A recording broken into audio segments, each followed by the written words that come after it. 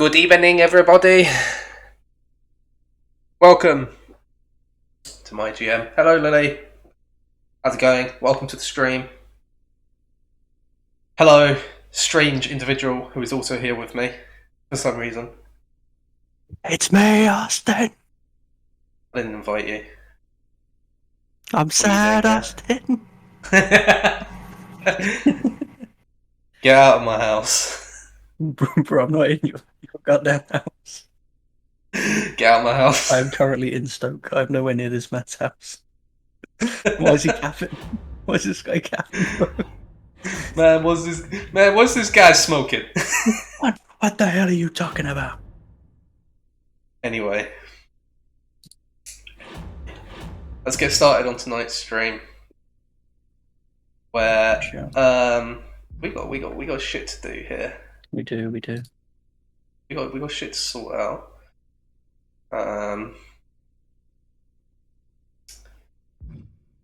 We got things going on. We'll see how this all works out. How are the free agents looking? Big LA Knights. Hello. Not interested. Sorry. I love that. Hello, I don't care. Bye.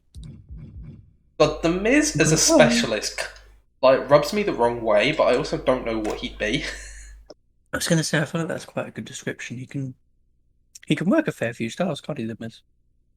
As far as I know of him. How about the legends?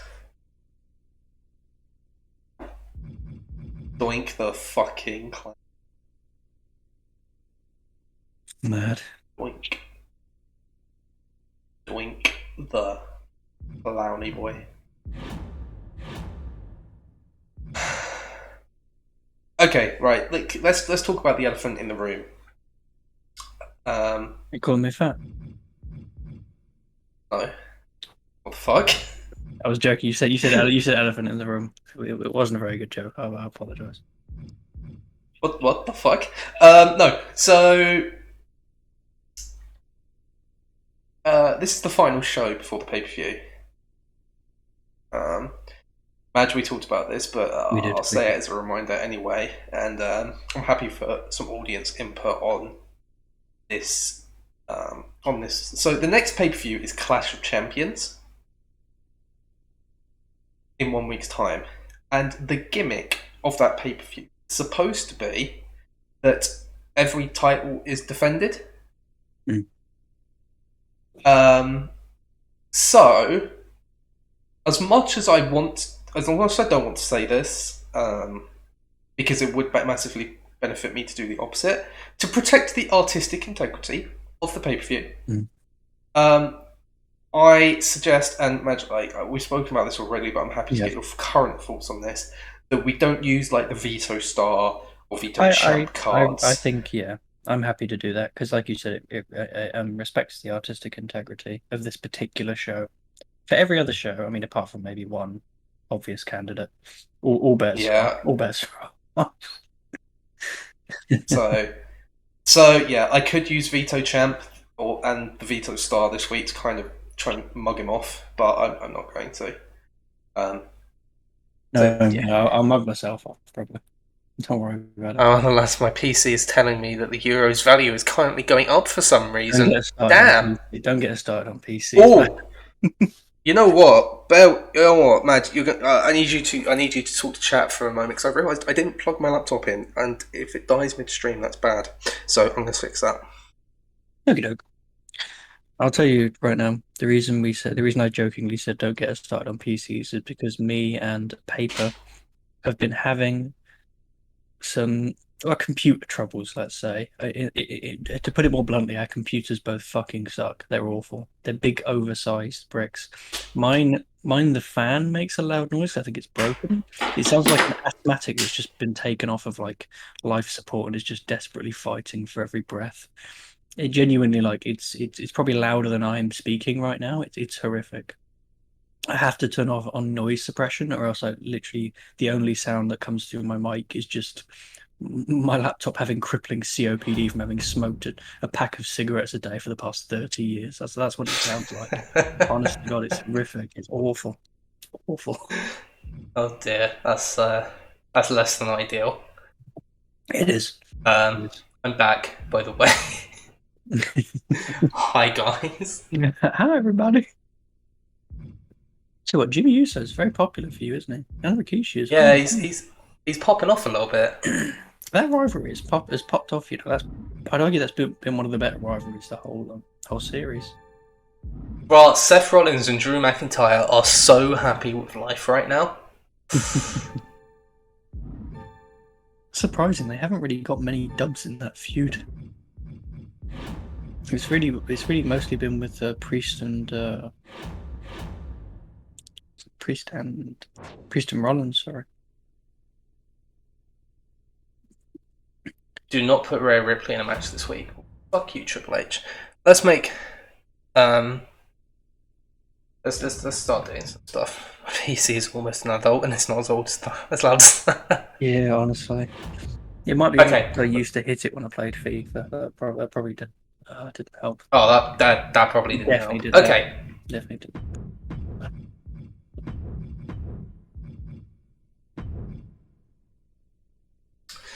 This will be interesting. I'm curious to see how this match will develop. I'm definitely going to need to put some story. I was really worried. I thought you were about to put Rollins and Priest, the tag team match versus McIntyre, and I've forgotten who it is now. My memory's horrendous. Edge. McIntyre and Edge. I think about for that mid card. I was like, what on earth are you putting as the opener in in the main event? If you're putting that in the mid card, oh my god! I feel like we're really starting to use the mid card as the not the throwaway match, but like acceptably low rating. Do you know what I mean? Yeah, we're sort of. I don't think we're too fussed about it getting a lower rating. Yeah, no, I'd agree with that. I'd agree.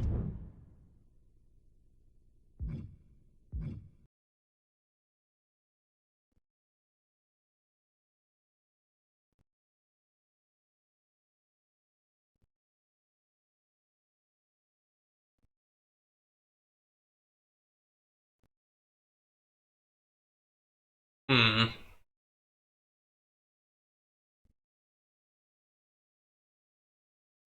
I'm trying to think what the plan is.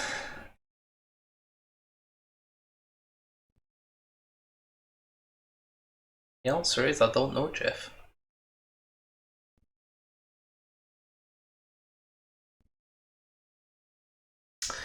My plans are slightly screwed actually because Oh. a lot of guys are actually quite low on stamina. Mm. Which I don't know why that's the case for Roman. He hasn't had a match in 3 weeks. It's a persistent problem we both had, isn't it, really? Hmm. Let's put together I'm going to put together something provisionally here. Oh, provisional. Just like my driving license that I haven't used for any driving in about a year. Well, I mean, I got my money's worth. I use it for the alcohol more than I've ever used it for driving.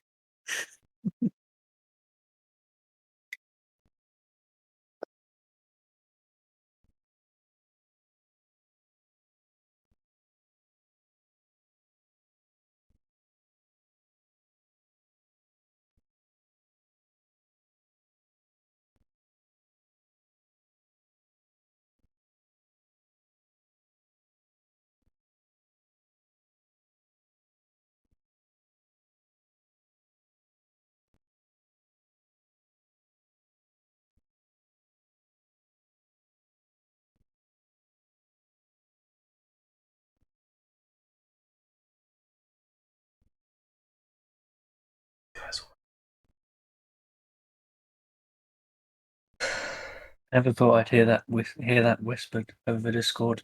Which I was so completely unperturbed by it.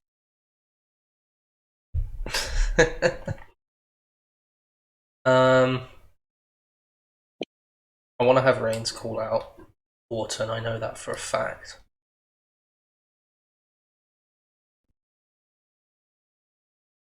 Let's just leave these guys.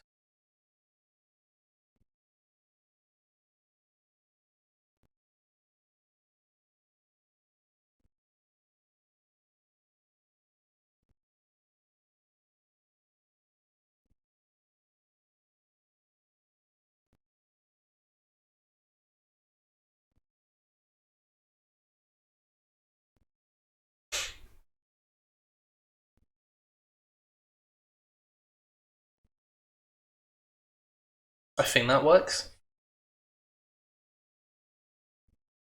Yeah. Oh wow. Guys, tell me when the fucking video stops working. I swear. To be fair, I was literally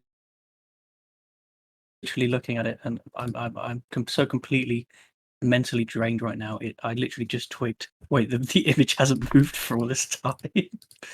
I apologize. I apologize.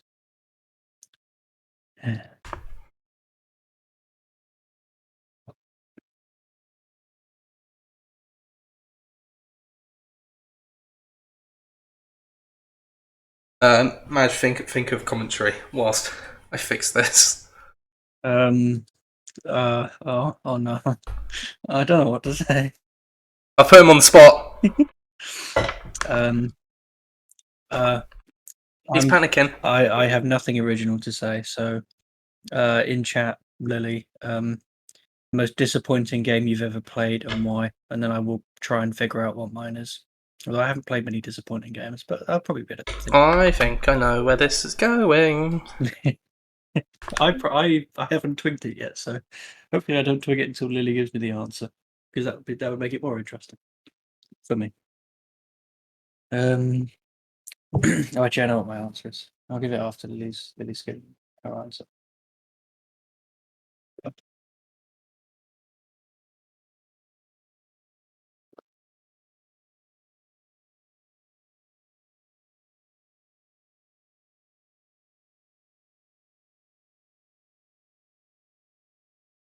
Oh, is that the DS one where you have to control it with the stylus? Is that the one? That one, but it's the Wii U game. Oh, It's the Wii U one, but it's the same thing. they made it worse. They put it on the Wii U and it got worse, or was it worse? Yeah, you're thinking of Canvas Curse, Yes, which is the yes, same gimmick. Yes, I am. Yes, I am. How did they manage to make that control like shit with the gamepad? The game like that should be built for the gamepad. My answer is Football Manager 22 because I expected to enjoy it and I've ended up with crippling depression and a complete lack of faith in my knowledge of ball. So that's pretty sensible one. If I had to give an actual answer, this is the problem. I don't really have one. The problem is my memory is so bad that I forget all the games I've played except the ones that are really bad and the ones that are like really good. So, The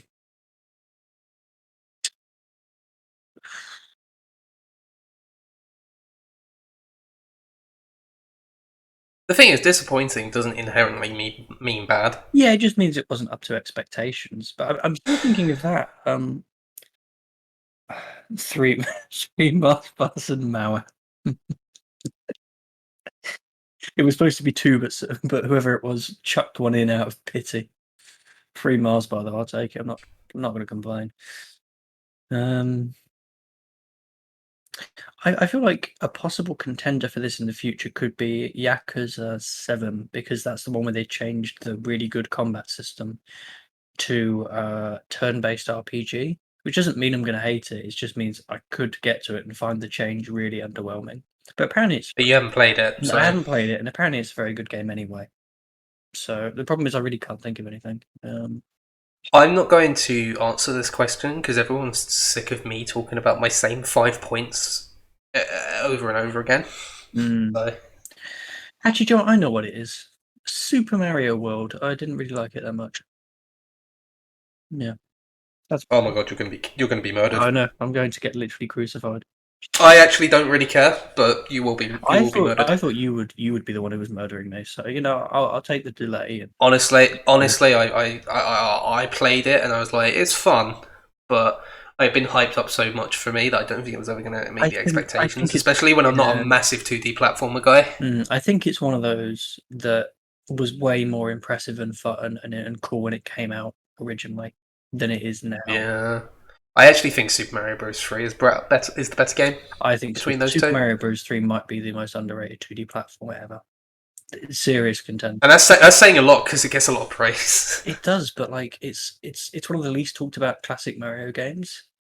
And it's just like, why though? It's so good. It's so tightly made. It's fun. It's like it introduced so much iconic stuff into the Mario series. What else?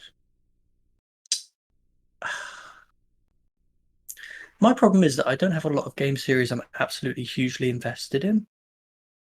So like, there's not one where I'm like, oh, I'm hyped for the next game to come out, and then I play it and I think, oh, this is I really, think I've been really not that great. disappointed at least once by every series that I like. So That's really depressing. See, this is exactly why I don't have series that I like. I can't be disappointed if I don't feel anything. and that's yeah. Yeah. I mean, name a series I like that hasn't disappointed me. Well, we can definitely rule out Paper Mario. That's off the table straight away. I mean, Lily's already ruled out three very, very good shouts. Do you like Halo? Do you like the Halo games? Yeah, they're quite I don't play Halo. fair, fair, fair, fair. Actually, you know a series that hasn't disappointed me? No, what is it? Smash. Fair. Actually, do you know what? Oh, That is I that like is all of them, that you've just other than six, other than 64. which I haven't played, so it doesn't count. I think 64 is probably still a decent game. It's just very different. No More Heroes. That's a shout as well. No More Heroes. I like 1, I like 2, I like 3. And then Travis Strikes Again is like kind of a weird game, but like A, I didn't dislike it, and B, I knew it was different, so it was fine. Yeah, it's its own. So, It's I'd its probably own say. thing, isn't it? It's its own thing. So yeah, I'd probably say No More Heroes has not disappointed me. You've given me my answer. You've literally gift wrapped this answer, and you are going to crucify me. You're going to absolutely Okay. slaughter me. It's actually Smash Ultimate. Not because it's a bad game, but because I didn't get anywhere near as much longevity and enjoyment out of it. Smash 4 is objectively a worse game than Smash Ultimate, but I have much fonder memories of Smash 4 and I enjoyed it more. Part of that is because of you, Paper. Literally, that actually most of the reason is because I used to just have such fun playing it back at your place. I think because when we played Smash 4, we were definitely worse. Oh yeah, no, actually, no, I Um, wasn't because I was playing as the worst character in any fighting game in history. Smash 4 I Ganon. mean that's true. I mean, it's not as bad as Brawl Ganon, to be fair. Yeah, no. Um, It's a good point. shut up, Drew Gulak. But yeah, like I guess we just like it was less serious, which it was kind of more fun. I think we weren't as bothered about being really good at it. Well, we were, but like not necessarily to the same extent. I think Smash Ultimate was when I probably started treating it more like a game I have to be good at versus a game I just want to get better at. If that makes sense. Yeah. Yeah, Smash 4 Ganon was ass. He was awful, but I was quite good at him. I could actually play him. I played him to a better level than Smash Ultimate Ganon, who, to be fair, is now also bottom ranked on the tier list. So my main is just Is he trash. actually? He is. He is. I swear to God, he's ranked lower than Little Mac. I'm not even kidding.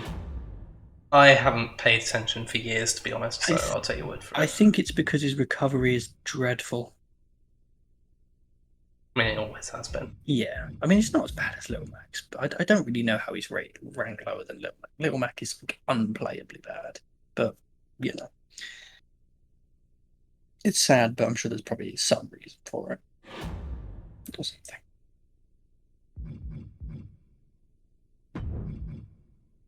Be free.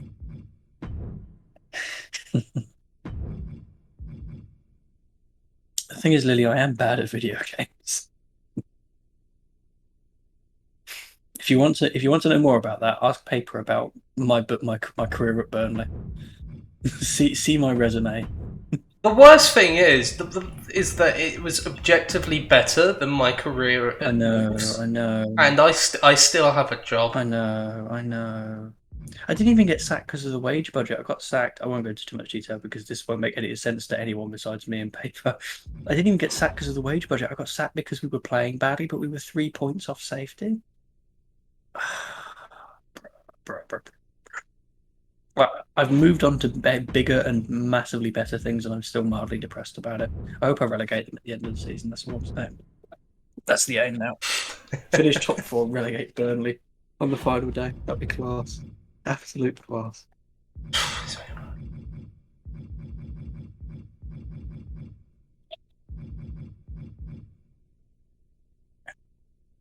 Yeah, I don't like the fact that you've literally bought every good thing. I'm fucking shitting myself, actually. Shit. I'm literally sitting here crying. Who has more Mortified. money? You do. I do. You do, yeah. But you've had more money for a while now, I think.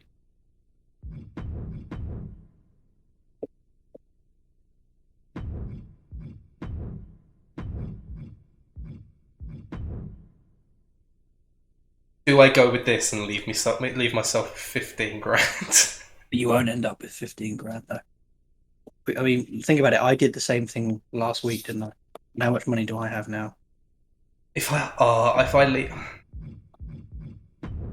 leave myself with no money for the pay per view, though, I am fucking screwed.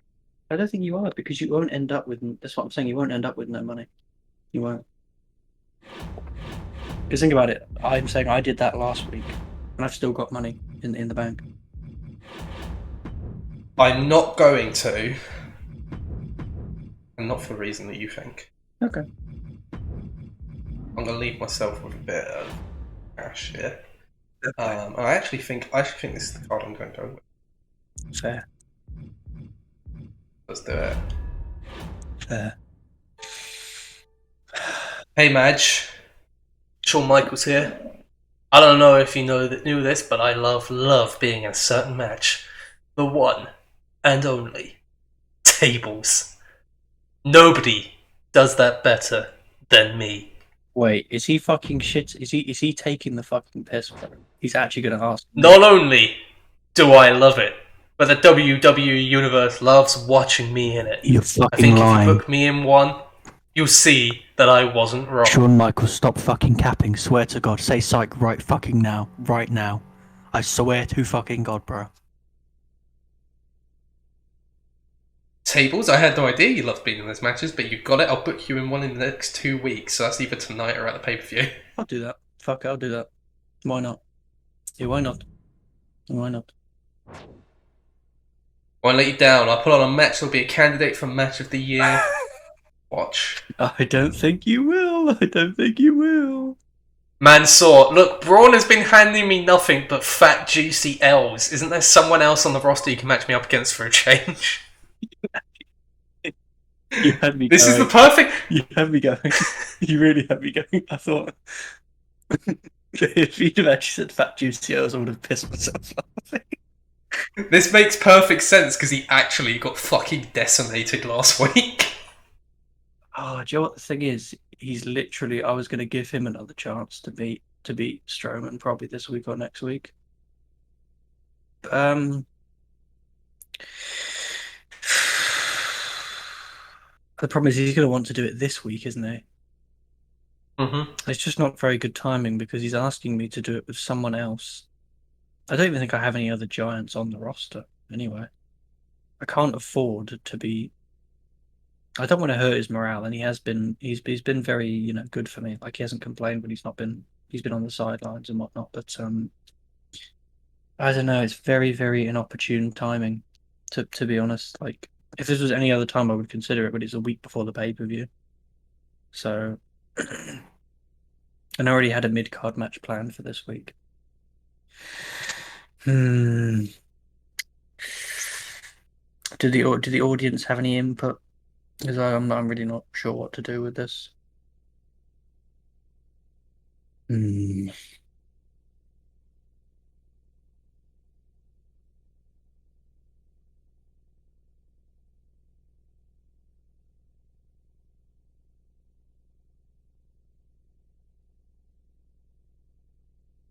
My lips are sealed. That's understandable. It's understandable. I need to stop giving you advice when you're winning. Yeah, because you always give me good advice, and it really helps. So it's a shame you aren't now. It probably helped me. Okay.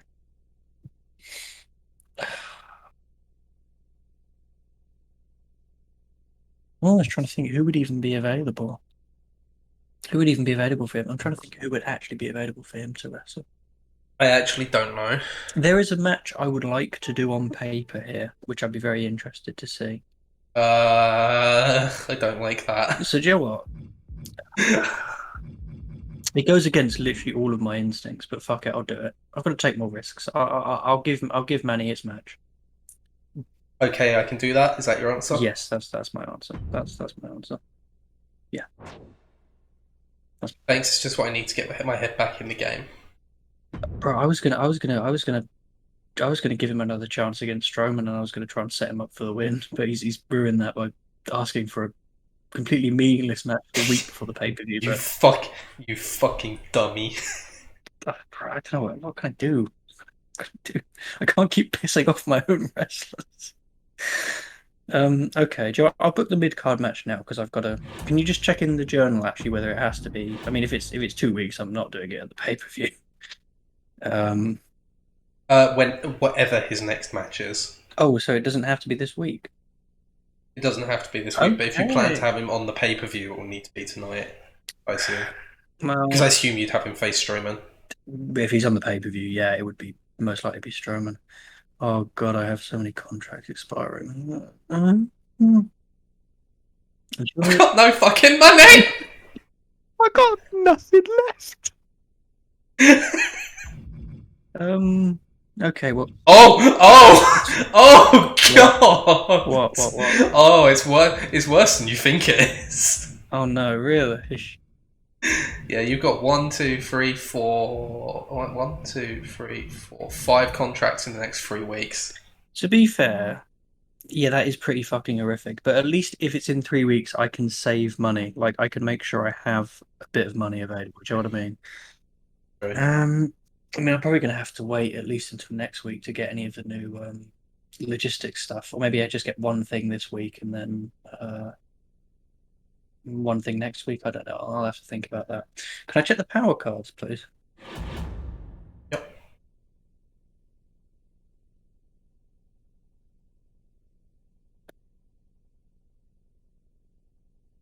I'll just wait for it to catch up. I heard a sharp intake of breath, but that might have just been you breathing. Yeah, they're all dead. Um, What the ones in the store? yeah. Are we allowed to use double cost What for the for pay the per view? paper? Yeah, that wasn't part of the. I could finish you right now. I could put you in a horrendous position. Did you have a double cost? Oh, Oh, okay. I'm gonna have to think about that. I'm gonna seriously have to consider that. Is special promotion for this week or next week? If I use it now, like, will it be for this week or next week? this it says this week. Well, I'm gonna save that for next week then. I'm not using that this week. I think I'm gonna have to use that next week. The thing is, right? I want. Do you know what? I'm gonna be a. I don't not say a gentleman because that's giving myself too much credit. I'm gonna try and be vaguely honourable for once in my life. I want paper. I want your honest opinion on this as a straight down the middle, like booking integrity point of view. Okay. And Okay. I also want Lily's opinion on this because I know it'll be funny and chaotic. Do you think we should extend the title stuff to also including not screwing around with the pay per view in any way? Do you think that that is? Do you think that that is Okay. something you would recommend? Okay. Do you want my I opinion? just want honest, straight down the middle opinion from a booking point My of view. opinion. My opinion is that the agreement we had Mm, was to not use the veto cards. Um, yeah, what I said, I straight up, I didn't say anything about double cost. I didn't say you couldn't use it. I have a feeling you Um, wish you probably did now because it's me, and I wouldn't have had um, the balls to say no. and I was working on the assumption that you were going to use it because I knew you had it. Well, I will probably end up using it, to be honest. I mean, look, if Lily puts down some Shakespearean level shit about why I'm a disgusting human being and I shouldn't use special promotion and double cost, then maybe there's a chance. I just Yeah, think mate. It's fucking over. I just think at this point, double cost is this is literally the perfect time for me to use double cost. It's literally there's no better time for me to do that because everything is as expensive as it's going to get, and we have the least money that we've had probably at any point in this series. I'll come back to that. I, I Okay. need to remember to come back to that because it's me and I'll probably fucking forget because I'm stupid. Um, Okay. okay. Can I go to the logistics and put those in place first so I know roughly how much I have to work with for the matches? Yep. Lovely. Can you go to whichever ones don't have new shit to buy, like shit like stuff that I could unlock? Yep. And can you just put okay, so that's what crew, special effects. Special effects and advertisements. You have all of them. Special effects I'll go second from top. Yep. Advertisements for now I'll put it on the top one and I'll just see how much it's going to add up to at the end. And sorry. Repeat that. So special effects is second from best, like second from Yeah. top. Yeah. And then Advertisements what was after that? is top, and I'm just going to see how much it Okay. costs once I've booked the show, and I may come back and change that. Um, okay.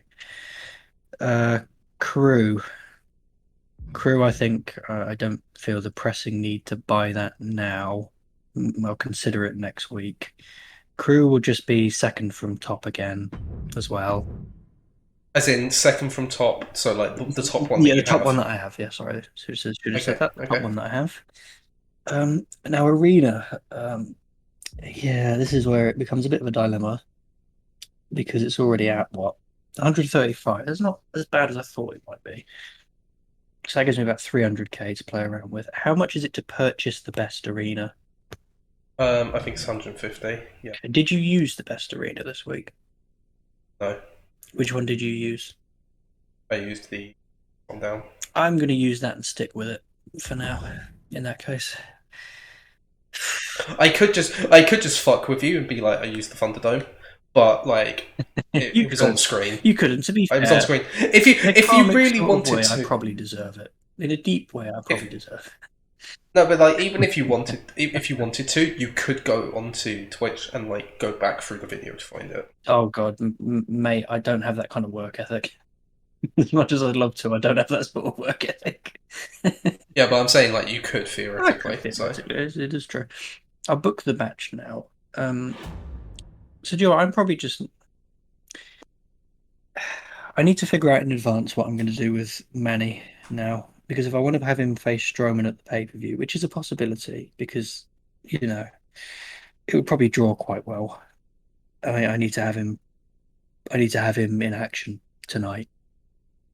Uh, Cheers, Lily. That's pretty much confirmed what I'm going to do now. Um, can you just go into one of the matches and then I can see who's got what rivalries and just figure out what I'm going to do tonight. I can't believe Lily didn't even try to like defend my corner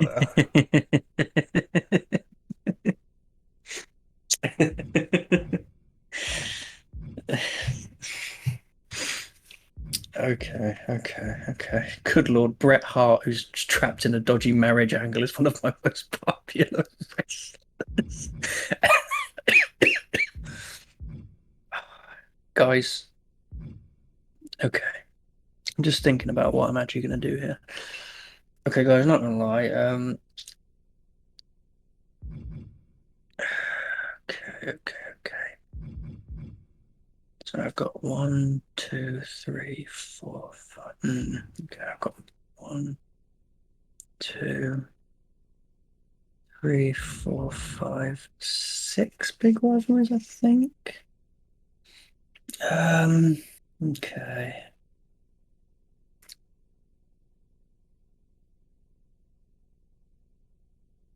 Hmm. Still a difficult one. You got main event. I'm going to put the main event on first. Okay. Ladies and gentlemen, there throughout human history, there has been some horrendous instances of mistreatment of individuals. People have just had no luck. They've had no fair breaks in life. I think top of that list has to be poor Samoa Joe. So I'm going to just tell you guys tonight, I will do everything in my power to make sure this man does not get fucked over by this red and yellow old dusty ass, long greasy haired clapped old prick. Sorry, I couldn't think of anything smart to say about Hulk Hogan. I just don't like it very much. It's gonna be the main event, guys. It's gonna be the main event. It didn't really work last time, did it? But you know what? Fuck it. We're gonna put them in Hell in a Cell again. We're gonna put them in Hell in a Cell again.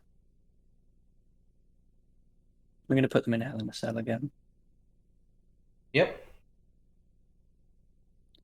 So that's gonna be Hell in a Cell, which is probably a horrendous idea objectively. Oh, it's stale though. Oh, Fuck, I was hoping you weren't going to oh, it's notice. stale. Oh, no, I don't think I can do that now, can I?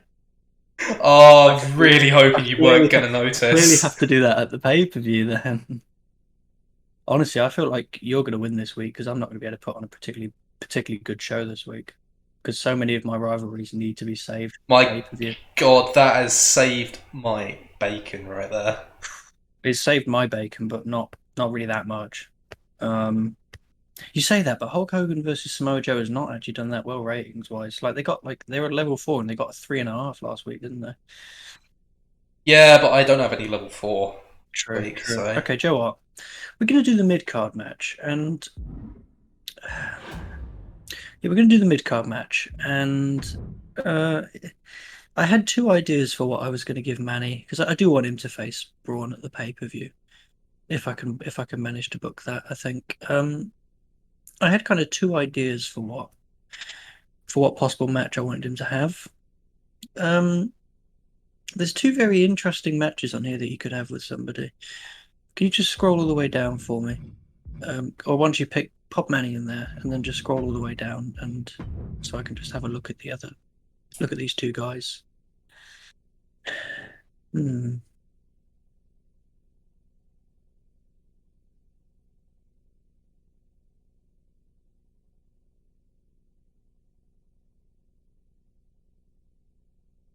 Okay.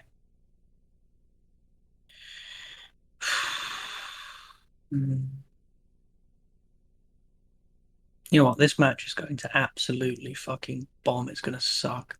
But I'm going to put it on anyway. I want Mansoor to face King Nakamura.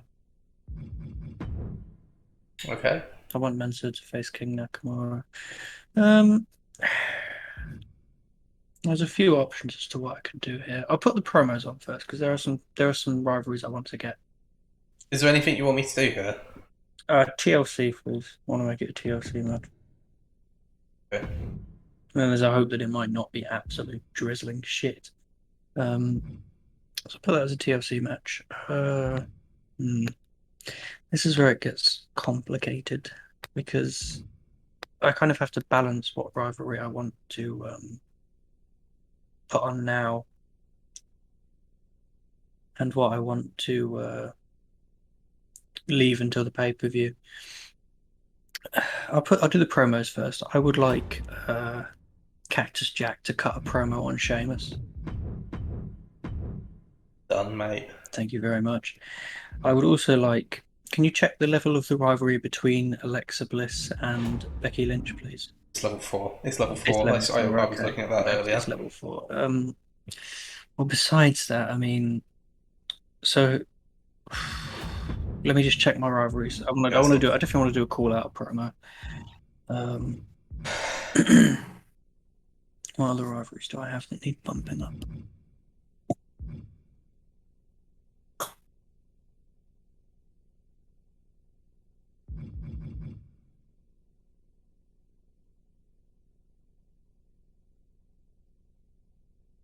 Have many, do I? I mean, they're mostly level 4. Um, if Manny can't also cut a promo though, can he? He can only either do a match or a promo. Can't do both. Yeah, you can't do both. Yeah, okay.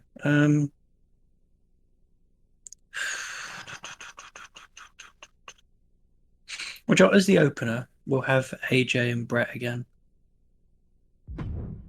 Okay. We'll have AJ and Brett again as the opener. Um, thinking, what do we know the specialist? What either of those are specialists in? We do not. Was there a normal match last week? I think it may have been. Was it a normal match last week? Either normal match or extreme. Can't remember Well, which. do you know what? Screw it. It's funny watching these two men absolutely hammer each other. So I'll just make it an Extreme Rules match again. I feel like that stipulation works for these two guys. So we'll make it an Extreme Rules match. Okay. And the question is now,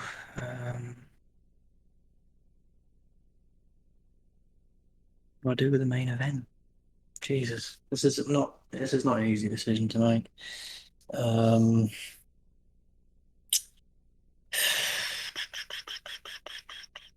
can I go back into my current active roster and can I just figure out how many rivalries I have and what exactly I want to put on as the pay-per-view? And if there's one left over, then I may well try and improve that or resolve it tonight. Because I know I can't put on Hulk versus Samoa Joe. I can't put on Becky versus Alexa.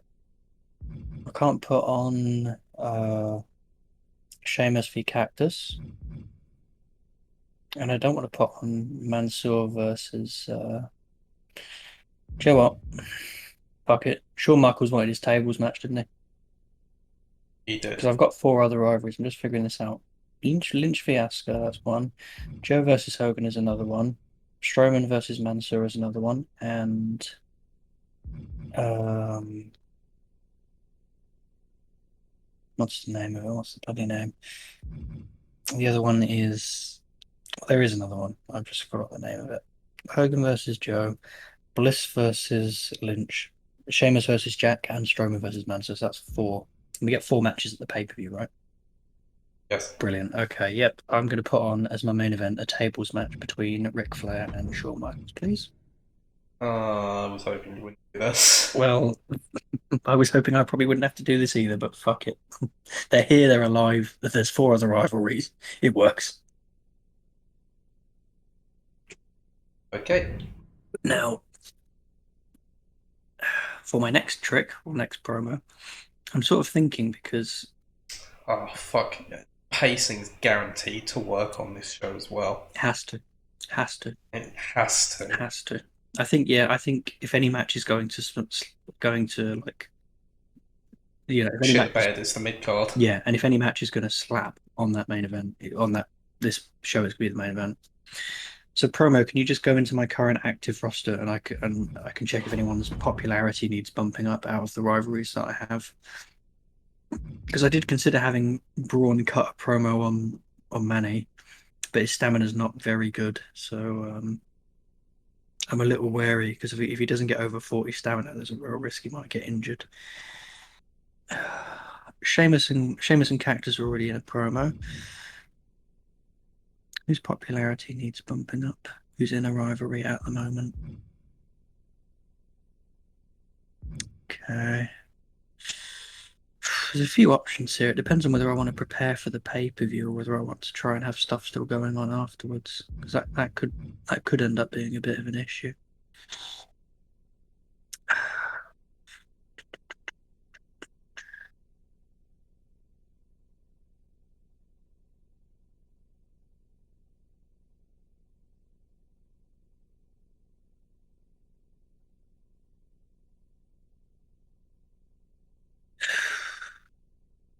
I think I'll have Becky Lynch cut a promo to increase her popularity. Self promo, A yeah. self promo, yes, please. What's her promo skill? 5. Perfect. Brilliant. Perfect. And I'd like to go to power cards before I forget. Oh, we didn't forget. Yeah, I did not forget. I've had that brewing in the back of my head. I'd like to play whichever one needs to be played so it's active for next week. I think it was double Double cost, cost. isn't it? Yeah, yeah. So That's the, if that'll be active for next week, I'd like to play that, please. yeah, for next week's show. Yes, please. Thank you very much. And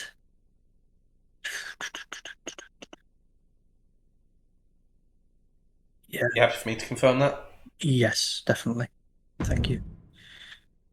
Is pre-match physio concerning like injury Uh, injury risk? yes, it reduces the risk of someone being injured in a match. Okay, that's fine. I don't need to do that. Maybe I'll need to use that next week if Braun's I I mean, think our we generally recovery's not avoid good. putting people in matches if they're at risk of injury. Yeah, that's sort of why I didn't think it would be wise to have him cut a promo tonight, just in case, he didn't get above 40. I wouldn't. Although, I mean, I could do it. I mean, I could do it and then just use the pre-match physio, but it's still a risk. And I think the promos as they are now work a little bit better anyway. So I mean, that's a lot of money for probably not a lot of gain. no, because I have one already in the inventory. Oh yeah, true. But I think I'll leave it as it is. I kind of prefer it this way.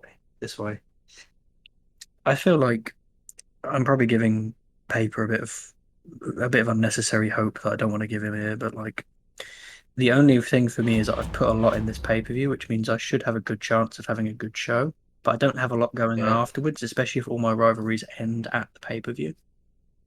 But then I think that's the risk that I've just taken. I think that's what we both do for pay-per-views anyway. We kind of put everything in the pay-per-view. That's sort of how it works. That it should be really. Yeah, I would agree with that.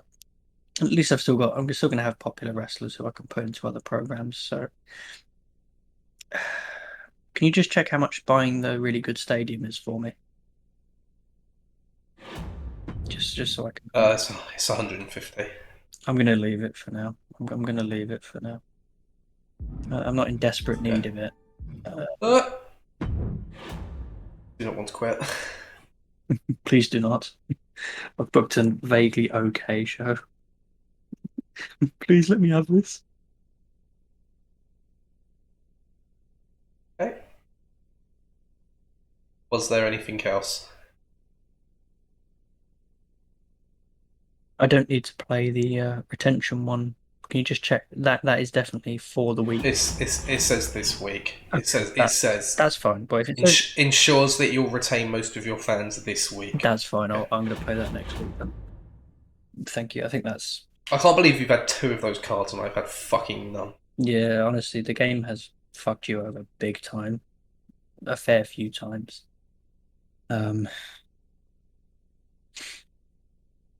yeah, that no, I'm pretty happy. Yeah, I'm pretty happy with that card. It's decent cost, but I think it's probably worth it in the grand scheme of things. I'm happy to book that. Okay, confirm. Yeah, I will just check it when it comes up on the screen just to make sure, but should be fine. Can't believe I'm putting tables match main event. I'm actually a disgusting individual.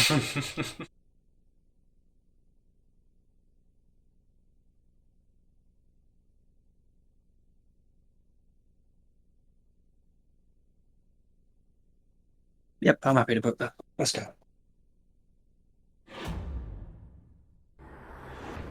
All right. I'll say if we take a very very short break, just like 2 or 3 minutes, Sounds good. because my tea is empty. So I'm going to go top that up. See you in a minute, guys. See you in a minute, guys.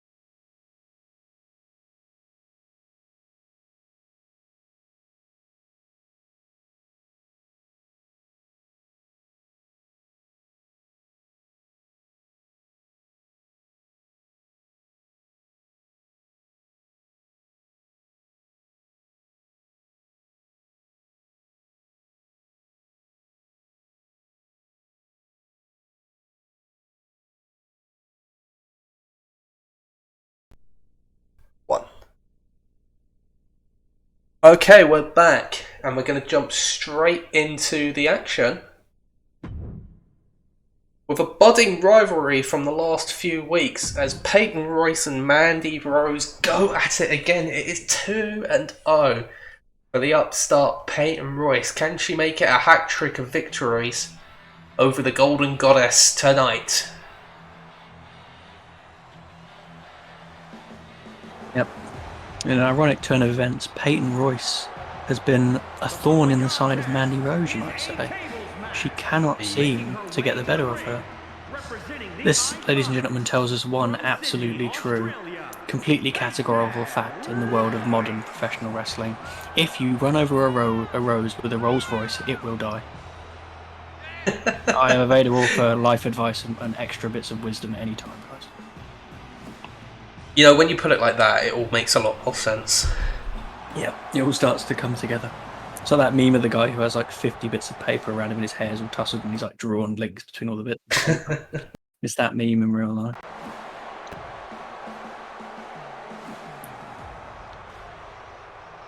Peyton Royce, her stock has risen since arriving on SmackDown. Took a while to get her opportunity, but she has seized it with both hands.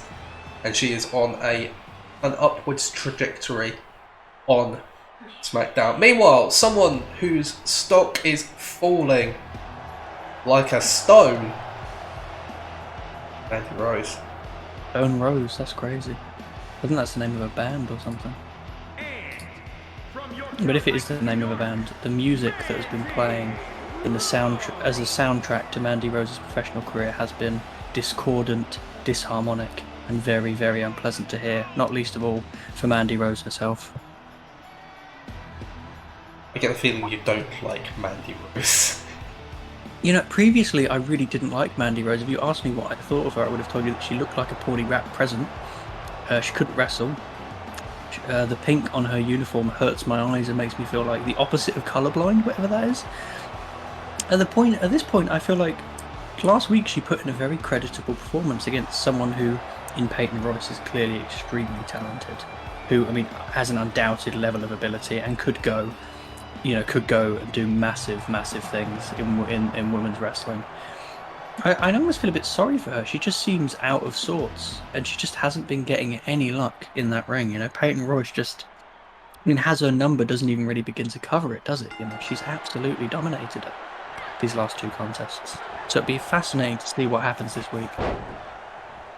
Well, Mandy Rose obviously letting out some pent-up frustration there with some big strikes in the early going. Looking to overwhelm her opponent tonight.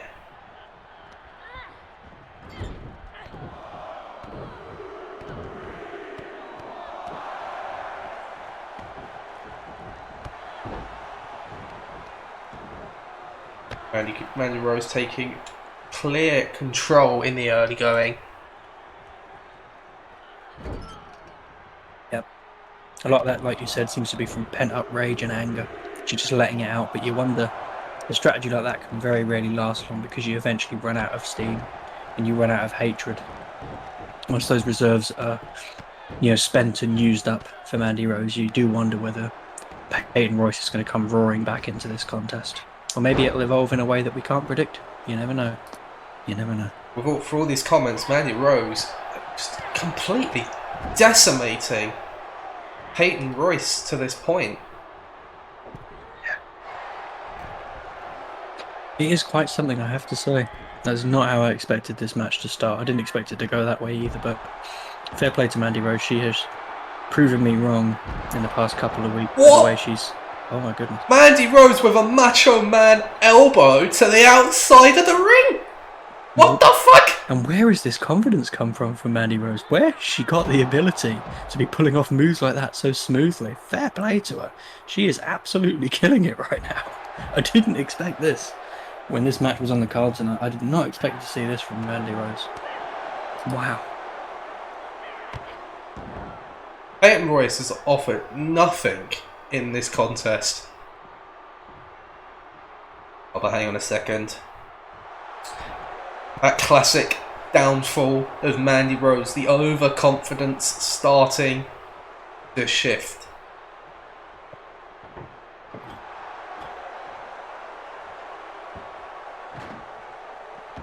Royce into the ring.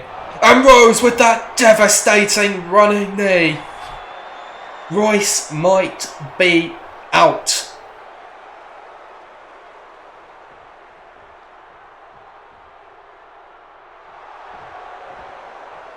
One-sided does not even begin to cover what we have seen in this contest here tonight.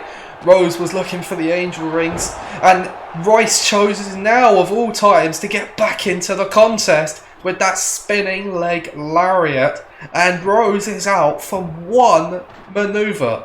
You know, you say that she chose the time, which is a fair point to make, but I think beggars can't be choosers. She had to get back into this game, and she had to do it very, very quickly. More tables. Let's go. Oh boy. Hang on. Guarantee of match qualities, these big things, aren't they? Royce connecting with that big... I don't actually know what that manoeuvre is, but it's worked to great effect for her in the past. Rose with a counter.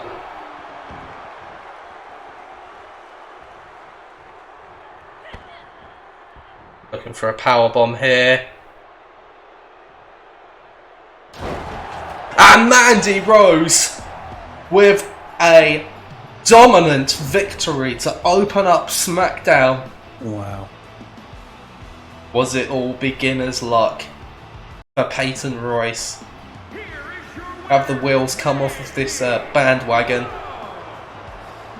Ladies and gentlemen, in this garden of stone and steel in the Green Bay, the sweet rose has bloomed again.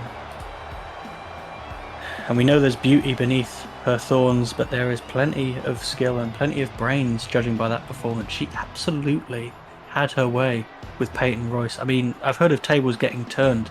They got smashed tonight. They got flipped, let alone turned. Absolutely unbelievable. What I have against pink is it is a clapped colour, in my personal opinion. But I have very poor taste in most things, and colours is probably included on that list as well. Do you know what else is clapped? Me? No, that fucking rating. Yeah, that is clapped.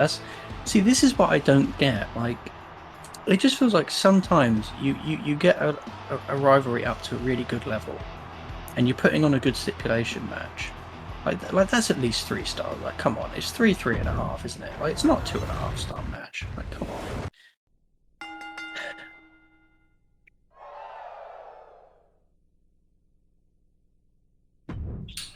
Well, for the first time in several weeks, the Universal Champion, Roman Reigns, makes his presence known.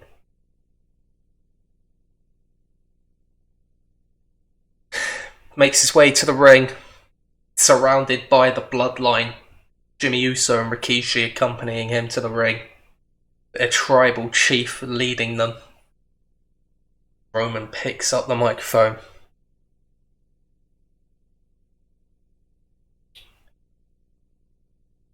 You know, I'd like to think that SmackDown's tribal chief can take a few weeks to recover from the wounds of war. Just a few weeks after back-to-back title defenses, without people getting ideas above their station. I have been gone for 2 episodes of SmackDown, 3 weeks since my last match, and in that time, Randy Orton has claimed that he has ascended, that he had a vision, that he is some sort of prophet of the future, that he saw God, and that he has been told that he is going to become the Universal Champion.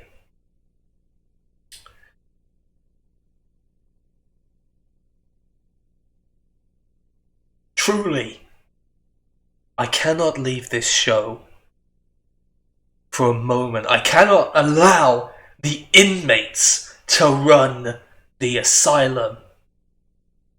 Because then they just get ideas that, quite frankly, are stupid. And I know that's a word that Randy Orton is very familiar with. Randy, I don't know if you truly believe the drivel that you are spouting, or if this is just another one of your sick, twisted, stupid little mind games. I'm inclined to believe it's the latter. But know this. You will never take this championship from me. You may believe that you saw God, but the head of the table is and always has been in God mode, and I will be happy to send you to your God this Sunday at Clash of Champions.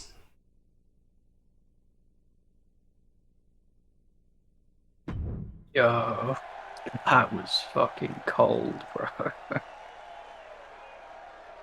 Roman Reigns has zero chill. I thought that the God mode line at the end was cold, and then he said, "I will send you to your God," and that was. I literally feel like I have hypothermia now. That's how fucking cold that was. That was nuts. This is insane. Has anyone got some ointment for Randy Orton to treat that absolute burn he was just dealt? Randy Orton spotted at local burns unit after encounter with Roman Reigns. Jesus, that's mad, honestly. That's actually one of the best promos I think I've done. I think it might be the best promo you've done. That was really cold. Tag team action time.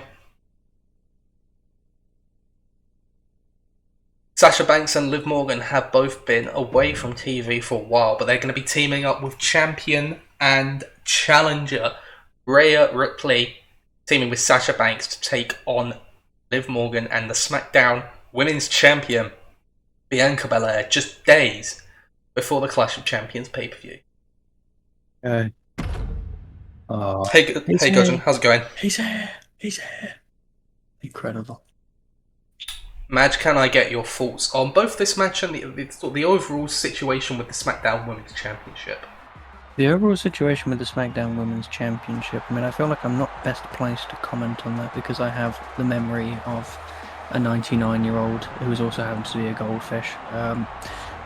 In terms of this match, I really feel like it could go either way. I feel like Ripley and Banks have a little bit more momentum combined, and I feel like they might make quite a good pairing because they both have that ruthless streak, that cold-heartedness, that cold-bloodedness that you need to win any match, let alone, a match a week before a major pay-per-view. In terms of the Women's Championship, I can't see who's going to end up with it in the weeks to come. I think it's a testament to how good the SmackDown Women's division is. It's so talented. There's so many incredible competitors that I think any of them are worthy of having that belt around their waist, and any of them could feasibly end up with that belt around their waist in the weeks to come and after Clash of Champions. I think, and I say this as the Raw GM, I'll always back my brand and I'll always support my own show, but I think the SmackDown Women's roster has been so well utilised, it's so entertaining to watch as a fan of wrestling, that it's really put our women's product to shame. And I will elaborate on this later on my own show, but it's been incredible to watch, and it's been so well booked and well done. It really, really has. Thank you.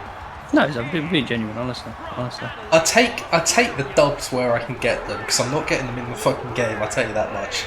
Yeah, well, you should be. The game is tapped. This game is very, very tapped. I just don't get in the system enough, I don't think. Yeah, I mean, as we approach the halfway point of this series, I have to say I am very pleased with how the women's developing. And looking at the competitors in this match, every single woman in this match has held the title at some point this season. It's true, and again, that's a testament to how good your women's division has been. Like you have 4 women who are all title contenders and title material in one match. I mean, it's a feast, and this is a mid-card match. It's a feast for the eyes, the ears, as a wrestling fan. With this, shouldn't I? I don't know. I feel like you picked a more sensible opener because is this a rivalry? Is this an established rivalry? I mean, technically, Ripley and Belair are in a rivalry, but I don't think that counts because it's a tag match. No, I don't think it doesn't tag it. So that was the more sensible thing to do. Which means this match is going to be a 5-star classic, and we're all going to be like, "What the fuck is happening?" Yeah. Somehow the game will just manage to surprise us in how tapped it is, even more than usual, which is a lot usual. So it'll be quite legit. Anyway, Madge, your favourite person's here. Ladies and gentlemen, it's simping time. It's morbin time. I can't believe when Najima said it's simping time and simped everywhere. Oh no! Oh, Twitch is gonna ban me for that. Well, it would ban me, you know. It would make a lot more sense. That'd be a lot more fair. Yeah, no, Liv Morgan is probably still my favourite of the SmackDown women's wrestlers, but I mean, like, again, it shows how good the rest of the women's wrestlers have been, that I do have others that I really... Rhea Ripley has really impressed me. Rhea Ripley has really impressed me. I have seen certain online memes about Rhea Ripley that are probably against Twitch TOS, about her being, you know... I don't remember. I mean, people have called her a dominatrix. I think that's what I've heard through the grapevine. But I think it's reductive of her ability in the ring and how good a wrestler she is to reduce her to the subject of internet jokes and memes. I think meanwhile, it's a real shame. Meanwhile, the champion is here, who probably has had the on balance has had the best year of any woman on SmackDown so far. I think it has to be said. I think you could almost argue that just by the fact that she has that belt, she's the holder of the championship at the moment, you know. But you're probably right. It's almost like Bianca Belair. She's a bit like one of those, you know, big wavy men you see outside of like car shops, you know, the big inflatable ones. Which is a bizarre analogy, but let me finish it, because whenever you hit her down, she just immediately gets back up. She is so resilient. Referee had a moment there. I don't know if the referee had more of a moment than I just did. I'm not sure that's possible, but it is a SmackDown referee, and it is this particular SmackDown referee, so it's a possibility. What is he looking at? He had 2 moments, because he froze and started contemplating all of his life choices, having an existential crisis, and then he ran in like 5 different circles before he found his pin. Which, as much as that sounds like a totally bizarre stream of events, that is just normal for this referee. Like, he does it every week, at least once.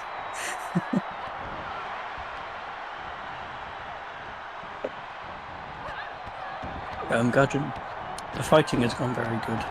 We have seen a very good match between Peyton Royce and Mandy Rose, which the game unfairly crapped on, it must be said. But it was a very good match, and it was a big twist in the rivalry, although I won't spoil anything. I would recommend going to check that match out. It was a very, very good contest to watch. Very brisk. It definitely didn't go the way we expected. Yeah, it didn't go anything like the way we would have expected. That was a great reversal by Bianca Belair there, by the way, too.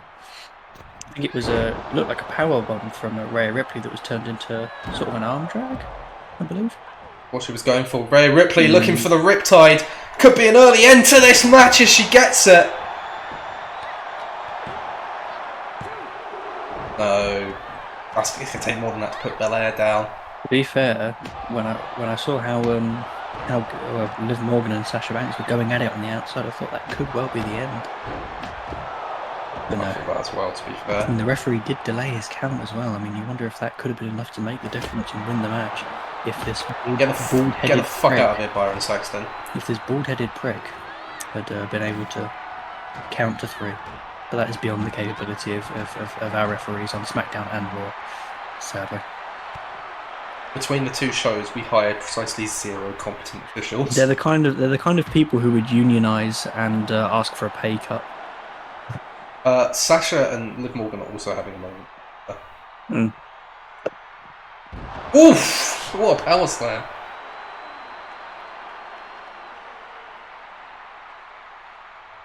Oh no. Guys, what is happening? You fix this. A bit like a West. I think Liv Morgan's standoff. I think Liv Morgan might be stuck. It's a bit like a Western standoff, except either A, the rest of the script after the standoff's been written has been burnt, so no one knows what to do, or B, we have the horrendous "help, I'm stuck" meme, which, if you unironically enjoy that meme, please commit yourself to some sort of hospital, preferably a psychiatric one.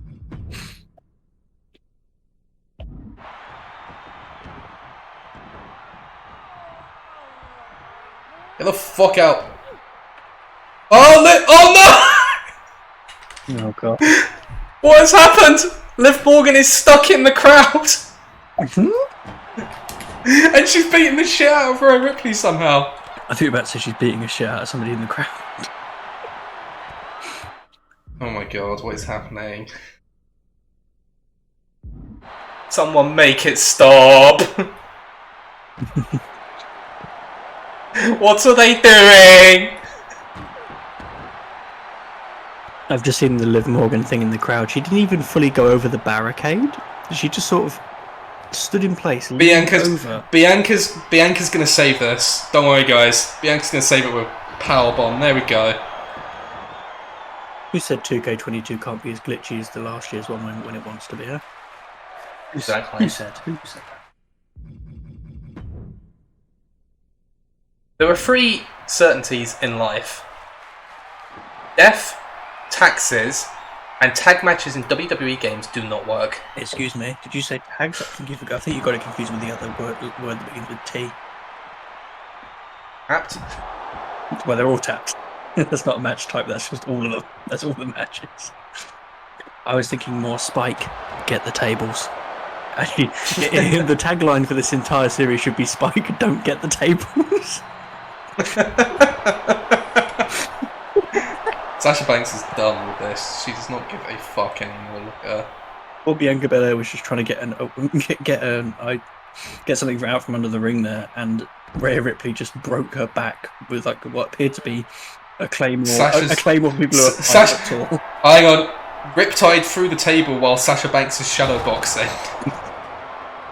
Sasha Banks is shadowboxing, and Liv Morgan has just decided to take the night off. She's just had a night off. It's mid-match unionising. There's a two-woman union. It's just. Do you remember? Do you remember the episode of Raw where everyone had a vote of no confidence to get against Triple H? Oh god, yeah. They saw that and they were like, how about if we actually do that? Why don't we actually do this mid-match, mid-show? Ladies and gentlemen, this match. I'm putting the controller down. Ladies and gentlemen, the SmackDown Women's Division has gone on strike.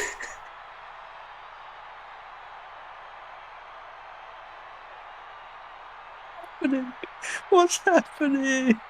They're dead ass gone on strike.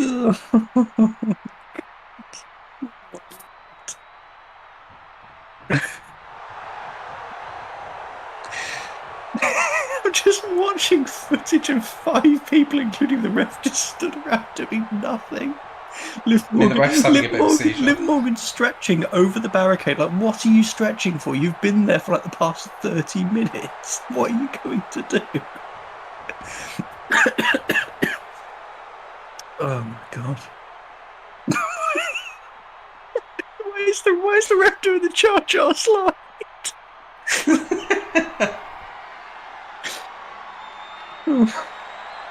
But the ref is like me trying to approach somebody I've never met before. God's sake.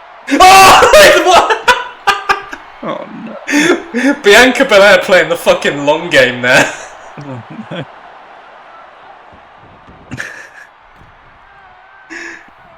Oh dear.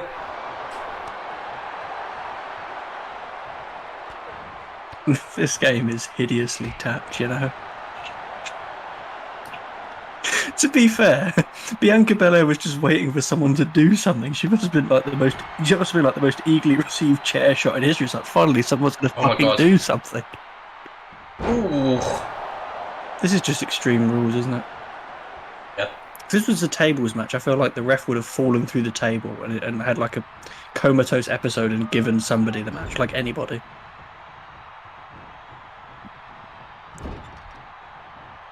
Cancel it. Just cancel it, guys. It's too late. I'm kind of debating whether this would do the best. Oh my god! Like in real life, huh? if this was put on in real life, would it do the best or worst rating in SmackDown history? Probably the worst. Yeah, probably. Let's bring this fucking farce to an end. Rhea hit the riptide. God damn it. Bianca, don't call out. Don't kick out. We're calling an audible. She kicked out. She fucking kicked out. It's audible, but I'll tell you what. It's audible, but it's not. It's audible, but it's not fucking mobile, is it? Christ. This was Sasha's idea, by the way, guys. Remember, Sasha wanted to team with Rhea. Not gonna lie, Bianca Belair. What the fuck happened? Bianca Belair refusing to stay down after that riptide is literally on the level of like a Hulk Hogan creative control. This doesn't work for me, brother. It's literally this doesn't work for me, sister. That's what this is. That's his whole match.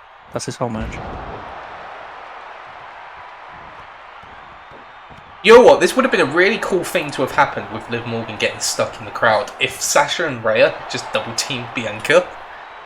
Yeah, that would have actually been really cool. It would have been compelling. It would have been like something happening. Whereas Liv Morgan has just had. Oh, hang on! It's happening! Oh my god!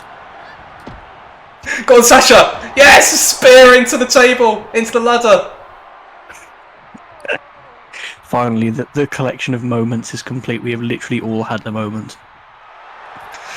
Every single one of us has had a moment. Prison trap locked in now. I've got to say, this has to be it. If this isn't it, I don't know what will be it. I don't know what it is anymore. That was it. Think. Liv Morgan can't fucking believe it. No way, we lost. Wait, you mean the person I abandoned in the ring for like 30 minutes lost the match? Are you kidding me, bro? That's crazy. I never knew that. I feel like Liv Morgan just turned heel. Sasha Banks did one thing and is celebrating like she's won the World Cup.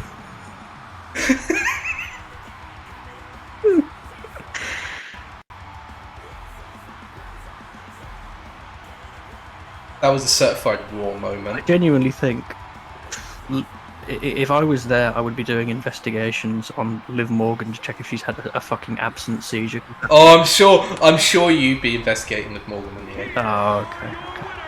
Oh, I did walk into that. I'd say I walked into that one. I did more walking there in that one moment than everyone else in this entire bloody match. I swear to God, if this gets a banging rating now, I won't even be mad. I'll be amused. I think it gets like 4 stars, please. Oh, for fuck's sake! Did you get a better rating than the opener? Yep.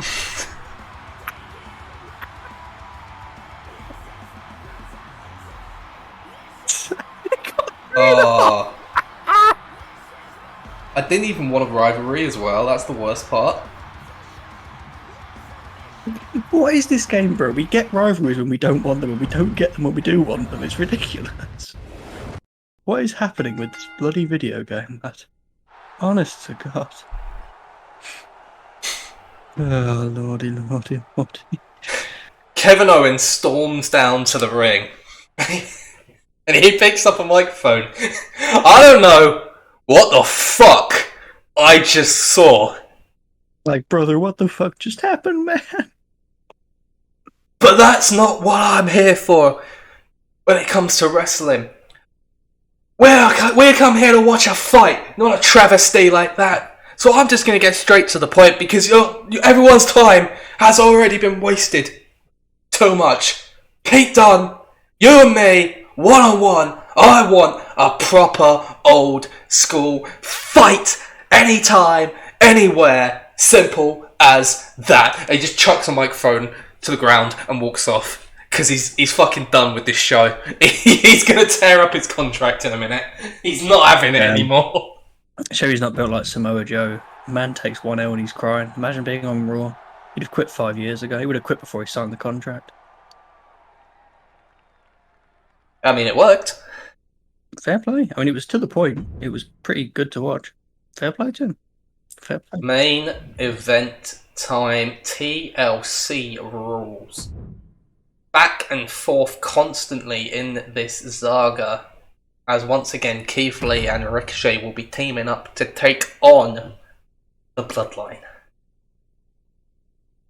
If I just want to make a request of you.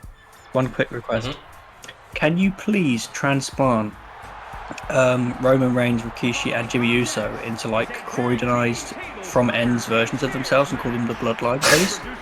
Like BLUD, the Bloodline, please. I will pay you. I will pay you good. Blood. Bloodline. Bam. Big Keish is here. Bro, did you just call me fucking fat, yeah? Did you just call me fat, yeah? The only reason I'm fat, mate, is because your mum makes dinner for me, if you know what I'm saying.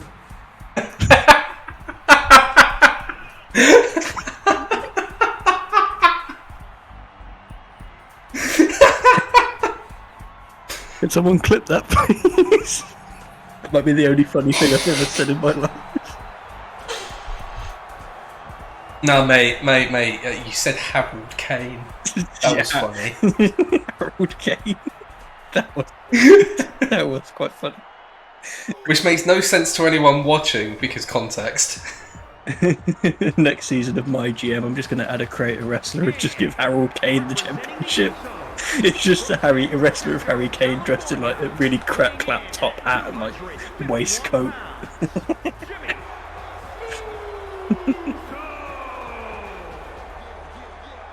I want to point out that even though Jimmy Uso has been on the show for a while now, we've not. Jimmy Uso looks like you would run into him in a dark alley in Croydon. Jesus Christ! I was gonna say, Jimmy Uso fits the Bloodline. He really does. He really, really does.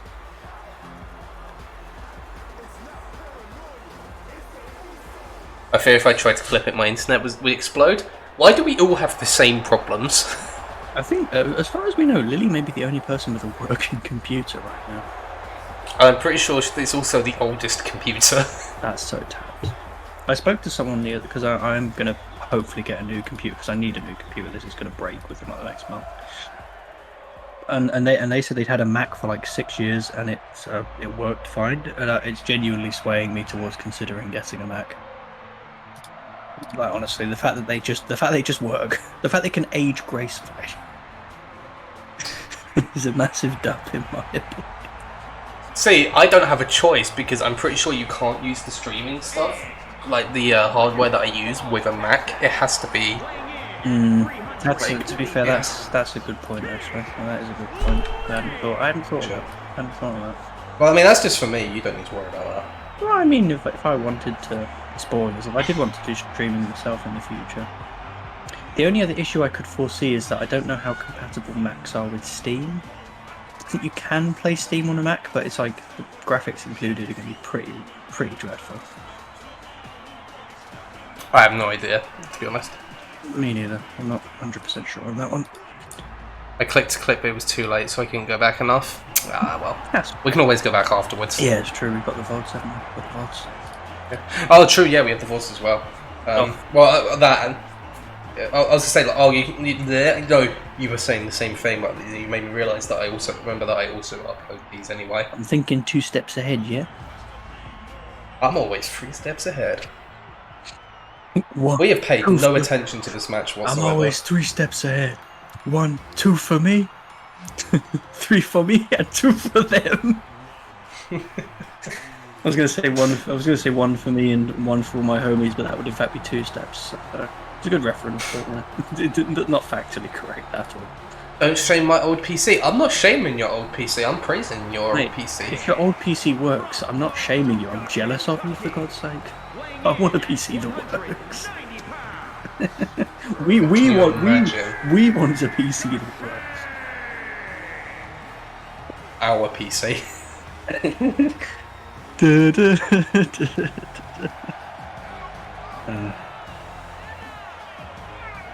Ricochet's here.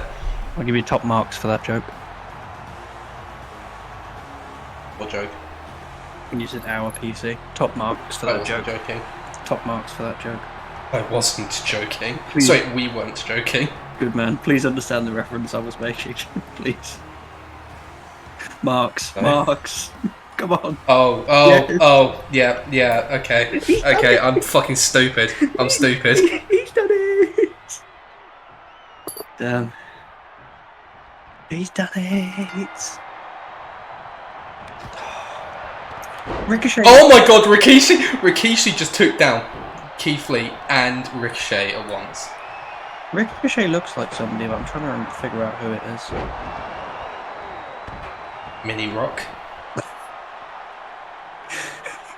It just reminds me of that meme I sent you yesterday of Brock Lesnar.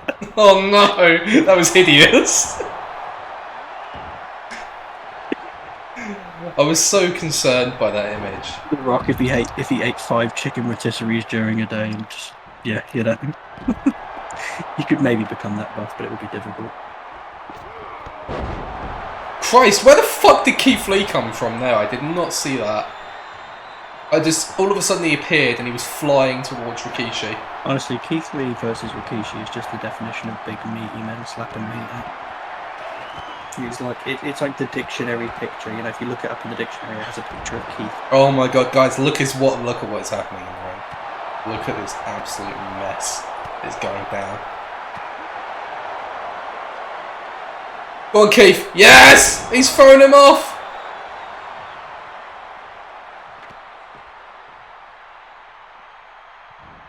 What is Ricochet doing? He's doing the people's moonsault! Let's go! Oh my god. Yeah, Jimmy Uso's even got the white Adidas Nike Air Force fucking craps. Look at him. He's got the drip. He's literally got like the proper. My man's rocked up in the Sports Direct special.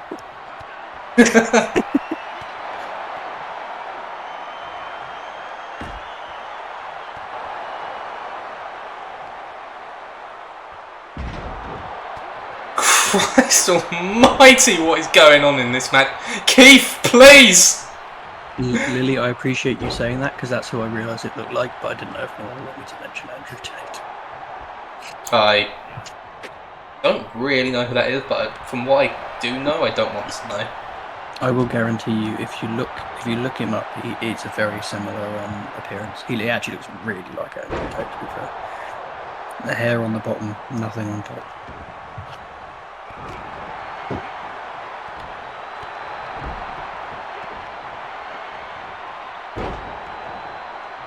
Can we call Ricochet from now on? Can we call him Andrew Rate? And his gimmick is that after every match he goes and he puts on like a big thick pair of specs. What is Rikishi doing? Oh no! Oh no! I'm not sure. It's all gone wrong. It's all gone wrong for Rikishi. I'm not sure I want to know what Rikishi's doing.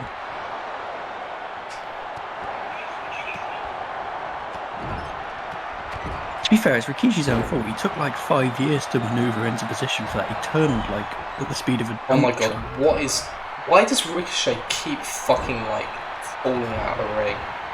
He could have had that briefcase down very, very quick time. He could have had that briefcase down no bother at all, but he's bonked. Caught you, mate! Oh, it's an RKO! What? Who did an RKO? Who the fuck? Ricochet with an RKO! Keith Lee with the Big Bang Catastrophe! What is happening? What's happening? Ricochet and Keith Lee get the victory! What the fuck just happened? I've got to say, that was a beautiful RKO from Ricochet. He executed that so smoothly. That was bloody brilliant to watch. Yeah, honestly, after that point, if they hadn't won that match, fate is just against Ricochet and Keith Lee. I also like how Keith Lee picked up Rikishi just so he could punch him once. It's a Keith Lee thing to do, isn't it? It's a Keith Lee thing to do. What I was going to say is that damn Ricochet climbed that ladder fucking quickly there. He was zipping up like he was going upstairs to get a meal or something. Christ. What I was going to say, leading on from what Lily and me have agreed about Ricochet, we should call him Andrew Ray. And his entire gimmick is that he has a thick pair of spectacles, and after every match he puts them on and goes out to the match and gives it a Dave Meltzer style rating and gets the mic out and gives it like a review. Well, I've already bottled this week because I got the fucking pacing wrong. I just need to stop putting faith in Mandy Rose's matches, apparently. Me and you need to swap energies. Yeah. Over to Ladies and gentlemen, not going to lie. When I heard all these years ago that Jeremy Kyle was cancelled, this isn't how I thought it would come back. I'm trying to think of the words to describe AJ Styles, but I don't really want to. Most of them probably aren't sayable on television. So I'll just talk about Bret Hart instead. You know, he's an amazing wrestler, an absolute icon in multiple companies, multiple generations of wrestling and of the WWE. He did it back in the day. He's still doing it now, and he will put on a masterclass. Whether AJ Styles is also going to put on a masterclass or is going to have another brain aneurysm on the microphone remains to be seen. But no matter what happens, it is going to be compelling viewing, and I would implore you not to look away. As much as when AJ Styles starts speaking, you may want to. And I would like you to play as Bret Hart, please. Paper.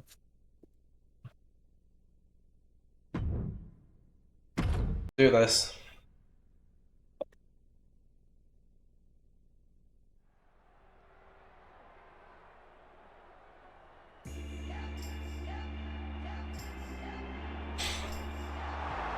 AJ Styles' time as WWE champion feels quite long ago.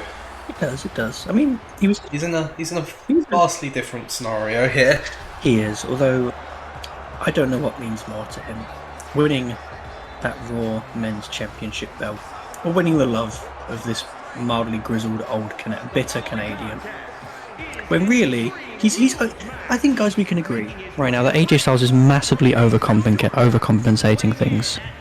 There's only one thing this man needs to do to win the heart of the Hitman. I was about to say this as well. He needs to beat the shit out of Bill Goldberg. I can't believe we were about to make the same joke. Yes.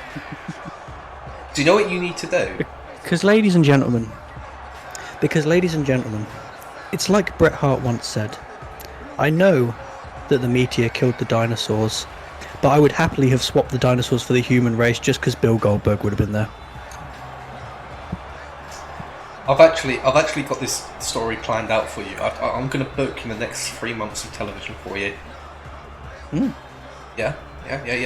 Please do. Do my job for me. Finish the storyline between AJ Styles and Bret Hart. Yeah. At the end of it, Bret Hart wins, and AJ Styles does not get his hand in marriage. Okay. You're gonna tell me to bring Bill Goldberg back and have him ask for Bret Hart's hand in marriage, aren't you? No, I was going to say bring Bill Goldberg in and have AJ Styles have a rivalry with him. Yeah. AJ Styles beats Bill Goldberg and actually beats him within an inch of his life, and Bret Hart is so happy that they become a tag team and get married. I mean, that might actually be better than the original thing I said. It's the love story we didn't know we needed. It's not the one we deserve. You've heard of Twilight. I can't wait for AJ Styles to bite his lip like Bella does whenever Edward's on screen in the Twilight films. That's what I fucking need in my life, boys. I'm not going to lie. Also, I recently watched the Twilight films. I would not fucking recommend. I really would not recommend it. They are genuine garbage. They're fucking awful. Like, every character in them is paler than me, and that's fucking saying something, guys. I swear to God. Paper will back me up on that. That's saying something. I prefer not to speak. This is football heritage. AJ Styles and Bret Hart getting married. Now that is wrestling heritage. That's a German suplex. What the fuck? I've won more hands in marriage alone Then the rest of the locker room put than together. the 19 wrestlers together. One for me and one for me and none for them. Respect. One for Respect. me and no bitches for them. Respect. Respect. Respect. Respect me. Bro, we share a single brain cell. We do. But it can be quite a funny brain cell when it wants to be. Twilight is full of Sheamus. Nah, mate, Sheamus has a tang compared to that. Honestly, Sheamus actually has like he has testosterone in his body. You can't say the same for any of the metal characters in Twilight. You really can't. You really can't. Okay, Joe, I'll try and give some positive thoughts about Twilight. Michael Sheen is. Please don't. No, I have one. Michael Sheen is good in it because he clearly knows how shit it is, and he's just enjoying himself and being funny. That's it. That's everything I have. Everything I have. That's all I got, Chief. Not gonna lie, I'm out, Chief. That's all I had. I'll tell you what. In the midst of our pointless rambling discussions about utter nonsense, a good match has kind of broken out a little bit. It's been quite good to watch. Very fast pace. Yeah. Very fast pace. I guess that's it. You know, love make a man blind, but it also make him very able to move in a wrestling ring.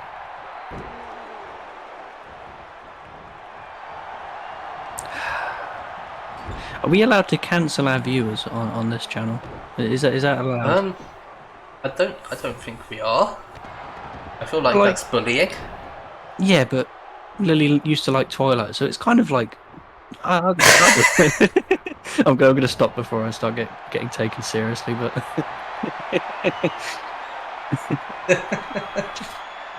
Lily, okay, Joe, Lily, there's a key question here. Are you talking about the films or the books? I mean, they're both pretty awful, but like the books are something else.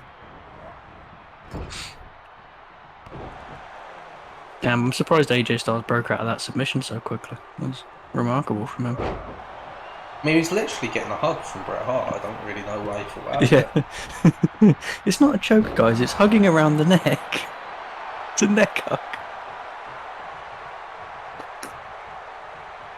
It's time. I have been cancelled at least 5 times on this channel. Hulk Hogan, is that you? Don't make me laugh when I'm in the submission. Please tell me. I would have actually really rated it if that's how you lost the match. Like. No, I was applying the submission, luckily. That would have been really, really funny. To be fair, Bret Hart's hair is just gathered around his face like it's trying to eat him. How the fuck does he see after looking at the bloody submission? He can barely see at all. Fucking hell, AJ Styles just hit a burning hammer. Jeez. Yeah, I guess you could say... That move's like basically illegal. I guess you could say it was in fact burning love. Calf crusher. Okay, now I am in this submission, don't make me laugh. It's fine, it's over. Oh. Darn, I was going to try and make a funny joke, but it would have required me to do it on my feet, like stand-up comedy, which I can't do. Pile driver.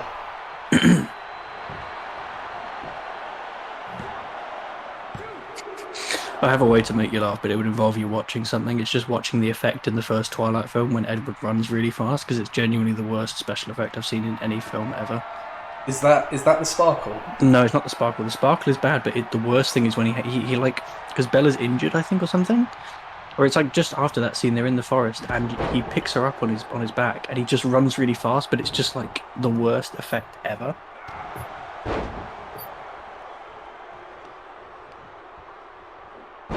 I will have to take your word for it. I will try and find the clip to send you, because every human being should see it at least once. I'm not gonna lie, guys, this match kind of slaps. Poor Bret Hart and AJ Styles putting on a technical masterclass while Michael Cole and fucking whatever his name is. Phenomenal forearm, and Bret Hart has been busted open! Oh my god, this has been a genuinely good match. It's probably not gonna, I don't think it'll get... And Hart kicks out! I don't think it'll get a good rating, but it's been good to watch, and that's what matters.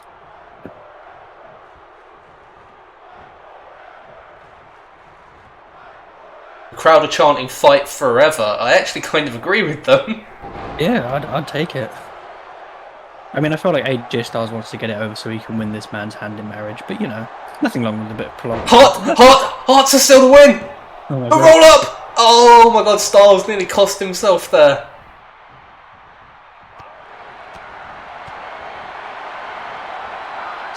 An armbar! Oh, the excellence of execution, showing why he has earned that nickname.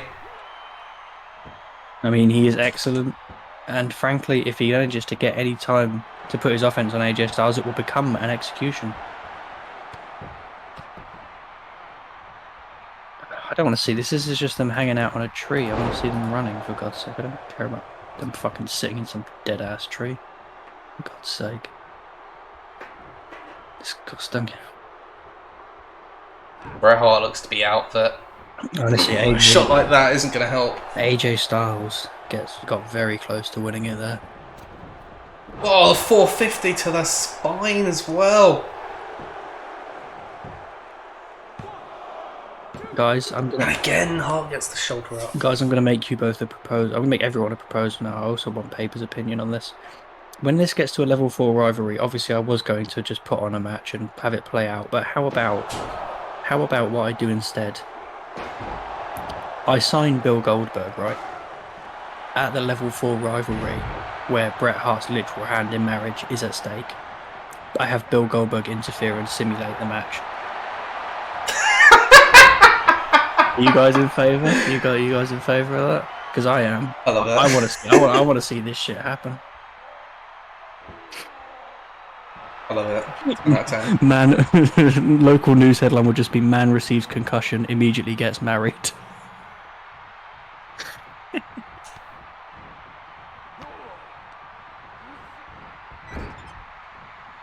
I am rapidly writing this down, guys.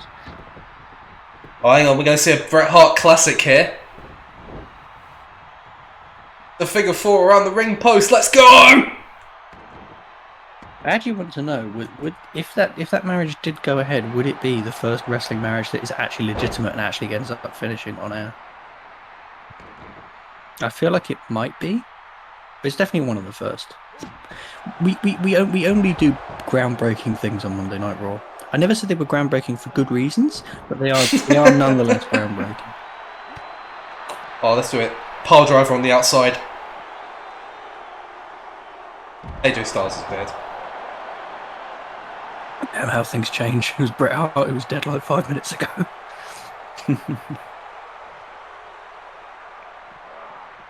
I mean, I feel like a pile driver on the outside is gonna do it to you. Oh my God! Styles reversed the sharpshooter. Fair play. Very few people are able to properly reverse that move. Oh, he can't reverse it twice though. Locked in. Oh, start now. Styles hasn't got a chance. He hasn't got a chance of getting out of this. Oh my God! Oh my God! Actually.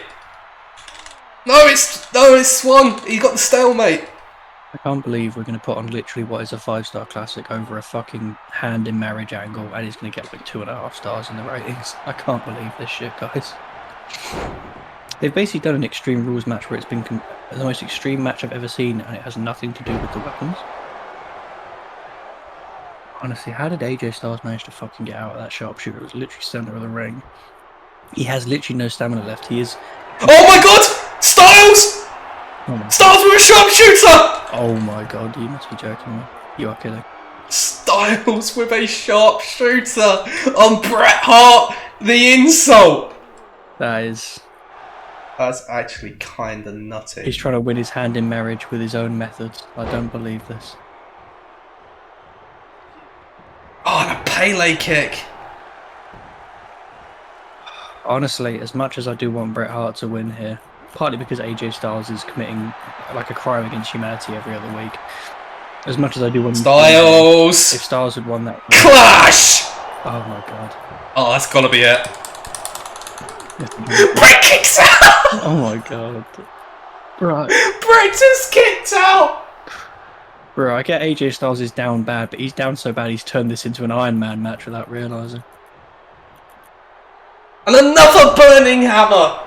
Oh my God, what is this match? AJ Styles has been going to home base with the amount of burning hammers he's been hitting Bret Hart with. Fuck me. Unbelievable. It's a B&Q special from AJ. Oh, someone's gonna die in this match. I think someone may have died. They've got enough to finish the match, then they're going to drop down dead.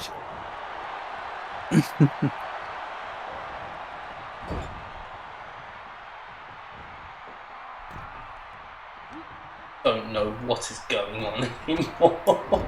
Please tell me what's happening. Superplex.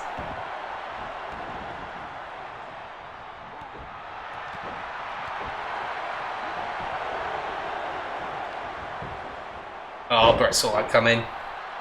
Too easy, mate. Too easy.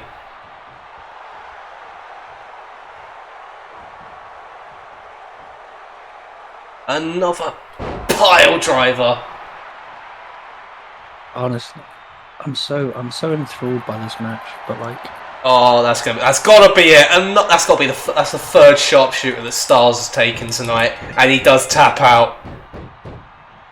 we're not gonna. Finally, Bret Hart gets the win. If AJ Styles had kicked out that sharpshooter, I would have offered him my hand in marriage. Goodness gracious, man! Have we just seen?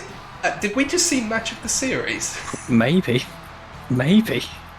It's up there. It's seriously up there. It's to the point where like I don't know how they're going to better that match in this rivalry. It's going to get like 2.5 stars though. I just know it is. I just know it is. I just know. It's going to depress the hell out of me, but it won't surprise me.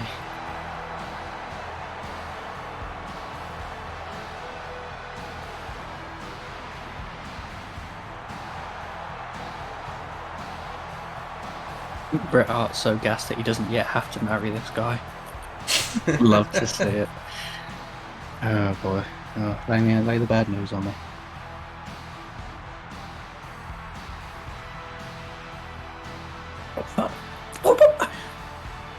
Why didn't the rivalry go up? Fam.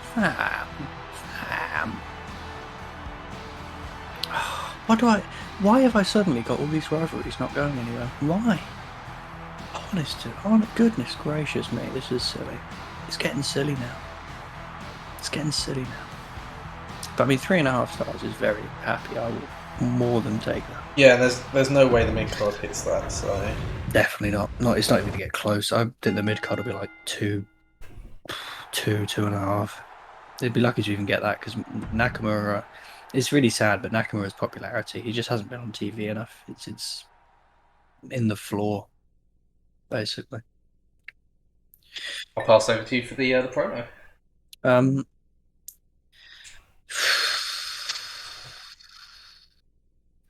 Guys, we don't have what you would consider a conventional promo this week because Cactus Jack has sent us a video clip in place of a live, traditional in the ring with the microphone promo. You know what I mean? So he instructed me to just play this on the Titantron in the arena, and he said, "I under no circumstances am I to look at it beforehand. I like to keep my wrestlers happy, so I did as he said." And on the Titantron, it was just a picture, and it starts with Cactus Jack's face, that long, messy, scruffy hair. He says bang bang, and he says, ladies and gentlemen, I thought I'd give Sheamus a taste of what's gonna happen next week if he thinks he could challenge me for my belt. Bang bang. And then he's turned the camera around, guys, and it's cut to 5 potatoes, just in a line on like a counter or like a desktop or something. And then it cuts back to Cactus Jack, and he's smiling, and this is all kind of weird. Like, I'm a bit freaked out. I'm a bit worried. And then he pulls out the 9. He's pulled out a Magnum, guys, and he cocks the Magnum, and he aims the Magnum towards the potatoes, and he fires off like 5 of the most perfect shots I've ever seen in my entire life. Like, this is like Navy SEAL fucking American sniper level stuff. And he has blown a hole in each of these 5 potatoes. And I just want to let you know that the last one had a face drawn on it, and it had some like orange hair and a beard stuck on. And he hit it directly beneath the hair, like straight in the middle of the forehead. It was crazy. It was genuinely the most insane thing I've ever seen. On other news, guys, Cactus Jack will not be doing any interviews today because he's having to been called in for an immediate interview by the Secretary for Exports of Ireland, who is demanding to know why Cactus Jack has destroyed some of Ireland's best goods and finest products. So he won't be available for any interviews or media or any media this week, and he seems a bit unhinged. Uh, so at the end of it, he sort of smiled at the camera, and the feed just cut off. I went back to Sheamus, who was just like I'm sure you guys have watched SmackDown as well. He was a bit like the referee in that match. He was just frozen. He was staring into space, and occasionally he would move forward as though he was going to walk out of the room, and then he would just freeze again. So I think if Cactus Jack was trying to play mind games on Sheamus there, I think it may well have worked. But of course, we'll Yeah. have to wait until next week to truly see what is going through the mind of Mr. Bang Bang.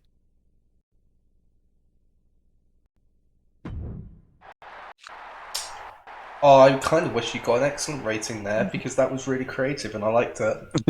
I thought it was shit, but I'll take that. I'll take that. Speaking of shit, time for the mid card match. Let's go! See?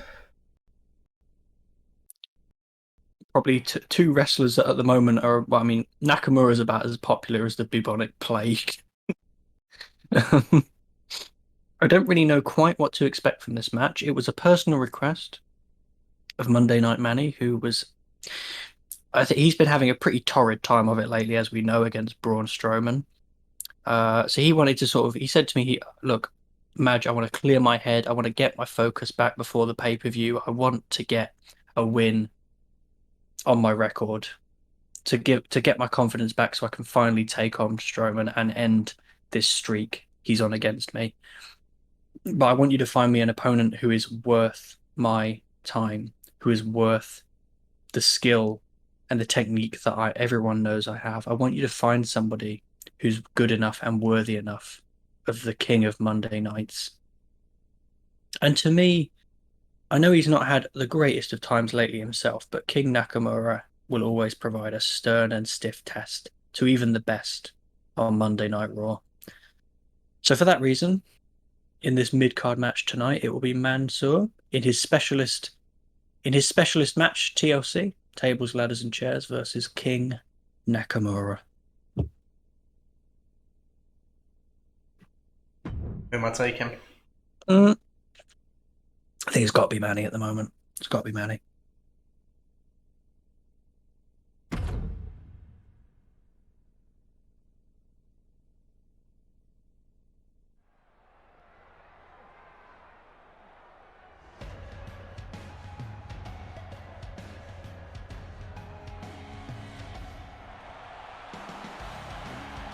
Mansoor be begging for a win. There you go, Jim. There you go, Jim. Have a good night. Pretty much, no. Mansoor, I mean, he literally has asked for a clear opportunity, that he feels is most likely to yield a win for him tonight. I feel like his head has been really messed with. You know, he burst. It's safe to say he burst onto the scene when he first joined Monday Night Raw. He was so popular. I mean, probably the most popular I've ever seen a newly signed wrestler on any brand in wrestling. You know, he was on top of the world. He was pushing AJ Styles, who at the time was pretty much an undisputed men's champion on the Red brand, pushing him for his title all the way. Since then, I mean, maybe it's harsh to say, but and part of this is definitely my responsibility too. But he has fallen off just a little bit. He hasn't reached anywhere near those dizzying heights, and I think he feels that if he doesn't manage to get the win in their rivalry against Braun Strowman, he's going to kind of keep on a path to mediocrity, and that is never going to be good enough for Monday Night Manny.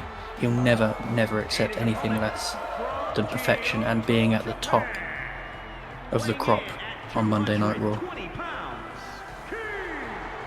Ratio plus you fell off. Speaking of fell off, Nakamura. What has happened to this guy, honestly? What's happened to him is he's been in a rivalry with Baron Corbin, who also has massively fallen off by the fucking way. Where they literally could probably at this point start a nuclear war between their two respective countries, and it wouldn't get the rivalry past about level 2. I mean, you do just kind of wonder. I mean, I'm not saying they've put on 5-star masterclasses. You know, you wouldn't be 6 stars in the Tokyo Dome, put it that way. But they've not exactly had horrendous matches. They've not been unwatchable by any means. They just can't seem to get it going. So maybe we've talked a lot about Manny and we've put a lot of the focus on him, but maybe tonight could be a fresh start for the King if he can get a win in this match. Fast start from Mansoor. And he's thrown it away. Well, fucking done it. That almost felt like a microcosm for his whole Raw career right now.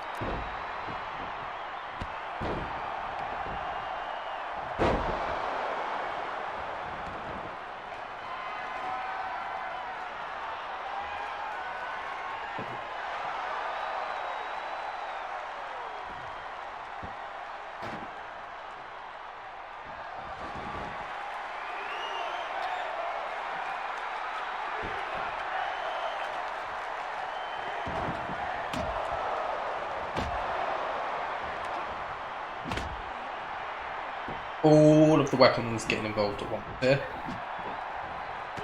Yep.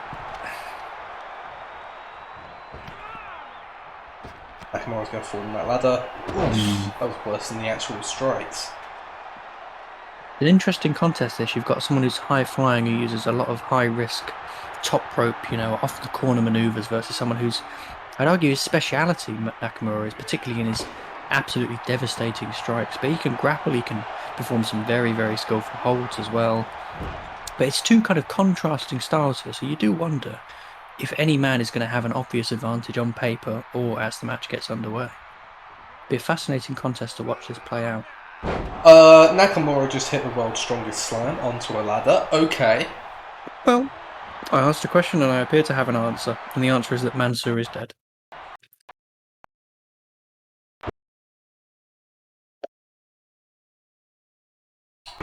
We're already going for the briefcase, lads. Let's go. Come on, what are you doing? Oh.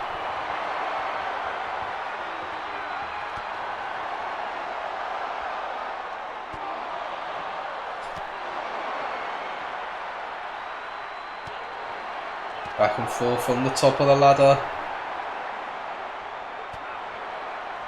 Surely we're not about to see the conclusion to this already. Mansoor choking Nakamura. Throws him off. And he drops, but Mansoor's not ready to call this match yet. With an elbow drop.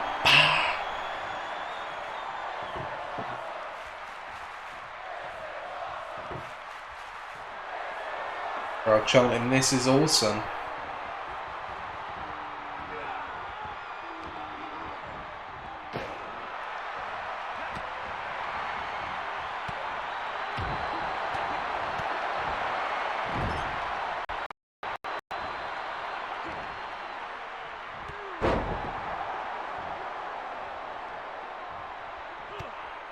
So, with a big enziguri.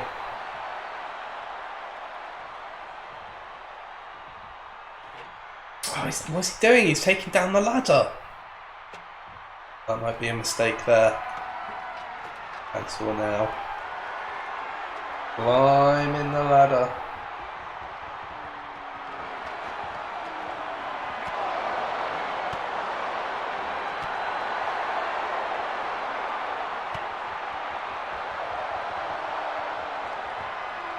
Oh my god, he's got hold of him.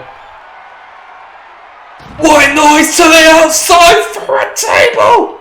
Oh my god! Oh no, he's knocked the ladder down! Oh Mansoor, that was your moment! That was your moment, Manny!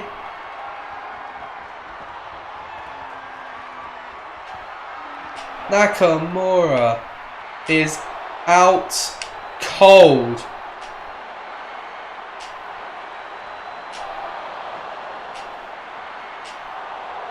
He's just about stirring, but it's gonna be too late. Mansoor gets the victory in the TLC match.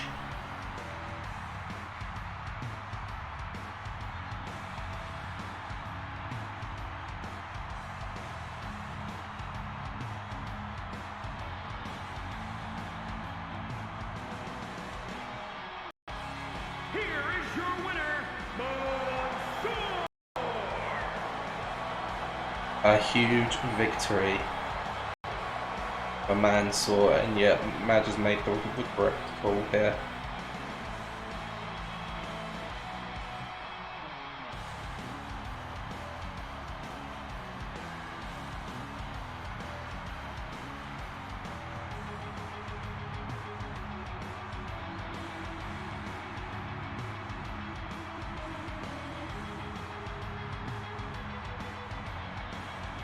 Wait for Madge to return so we can see the outcome.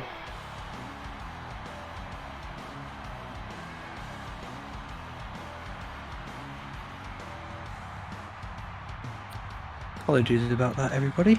Honestly, 2.5 isn't that bad. I thought it'd be 2, to be brutally honest with you. I'll take that. I'll take that. You actually missed spot of the fucking night, by the way. Oh, man. Mansoor delivered white noise from the top of the ladder to the outside through a table. Oh, good God. I presume that's what won in the match. Yes. Understandable. Understandable. Have a day. Have a day. I mean, that's pretty big for Manny, but it's hard to say where it leaves King Nakamura.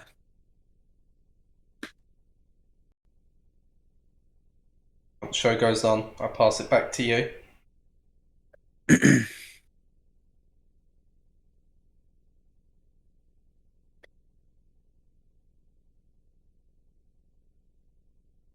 So,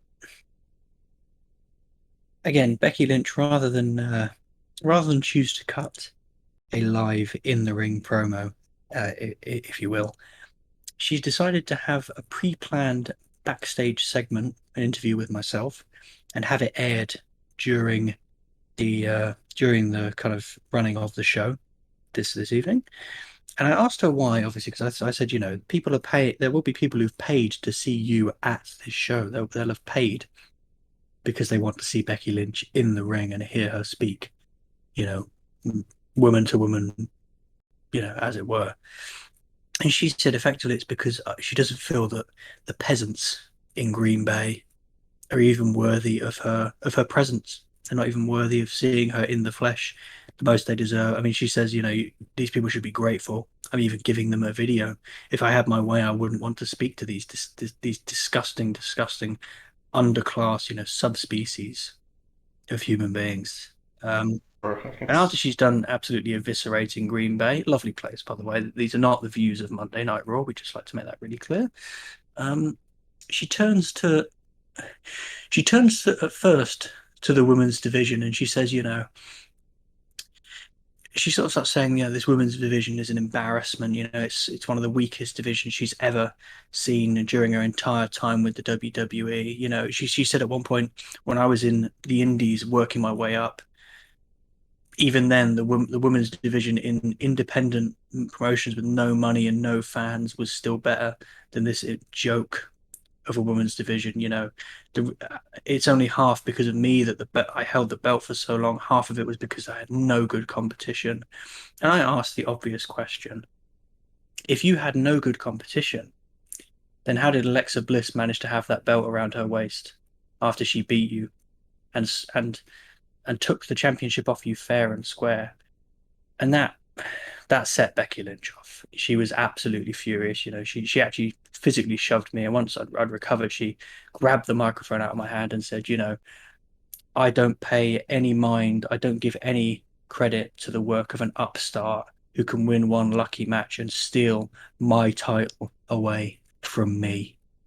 And at the end of the pay-per-view, when Becky Lynch stands triumphant, one hand raised with the Women's Championship, her grip firmly clutched around her possession, her prize, her victory.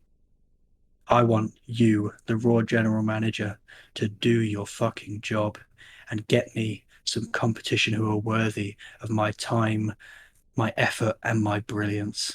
And with that, she threw the microphone down at my feet and stormed away. So Becky Lynch, ungracious, uncaring, unprofessional, but you can't say that she's not ready to give everything to take everything that Alexa Bliss has got and throw it back in her face at Clash of the Champions.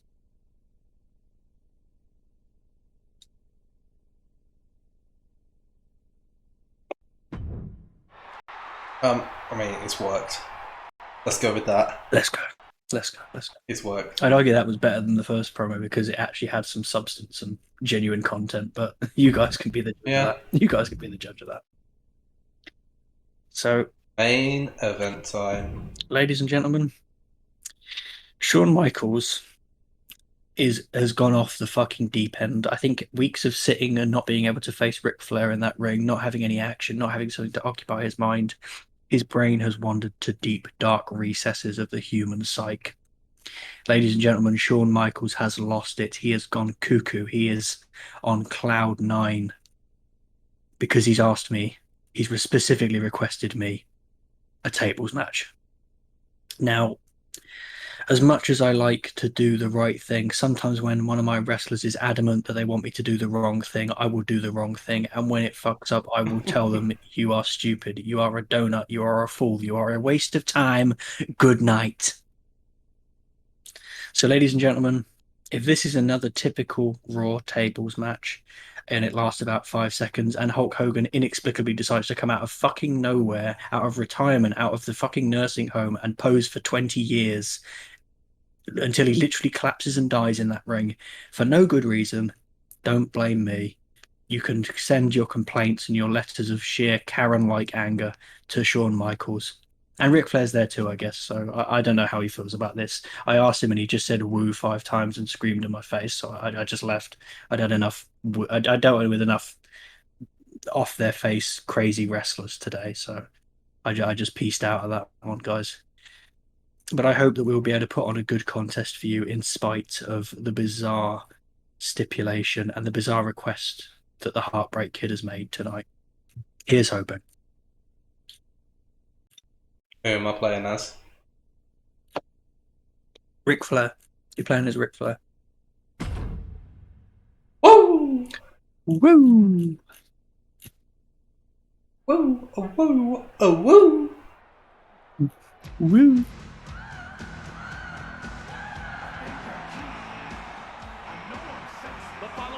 The Heartbreak Kid is here in the building tonight.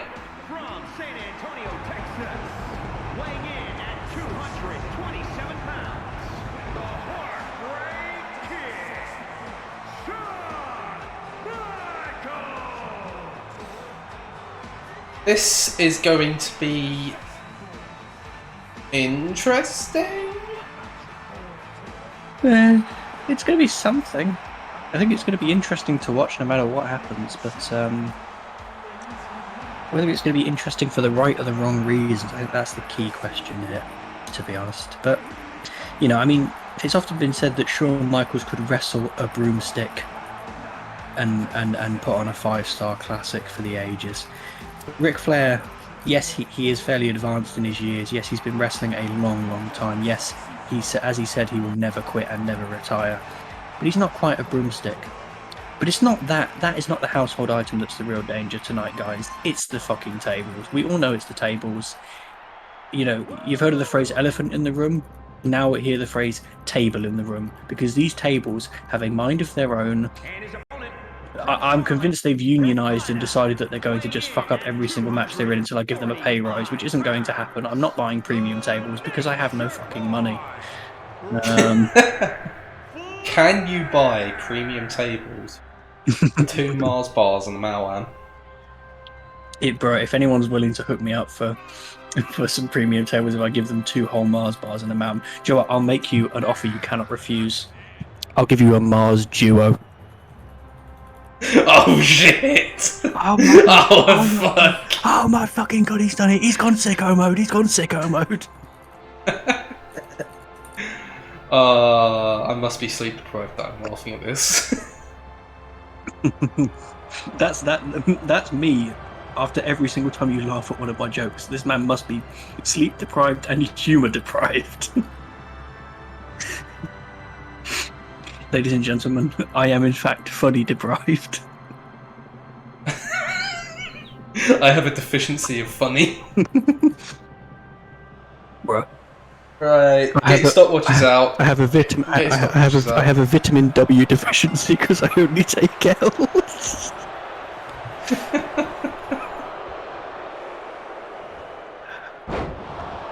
Ladies and gentlemen, will this match last longer than an average? Oh, there we go. There's the flop. It didn't take long. I thought you were about to say there's the end of the match. Might as well have been. How much do I have to pay Ric Flair to drop this match by just going over to the table and flopping into it? How much do I have to pay? Oh my god! It's oh my god! It nearly happened. I was genuinely going to throw him over the top rope there. To be fair, guys, we've taken a fat dub because it's already lasted longer than both of the Samoa Joe Hogan table matches combined.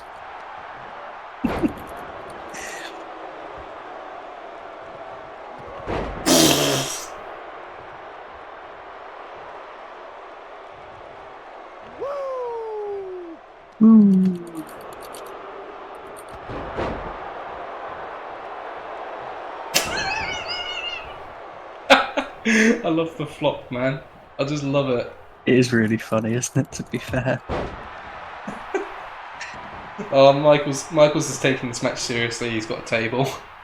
What makes it funnier is that Ric Flair is not flopping like after he's been hit. He's like doing an amazing move and then he just goes and flops for no good fucking reason. And it's like, does this man have some kind of serious episode of dementia or something?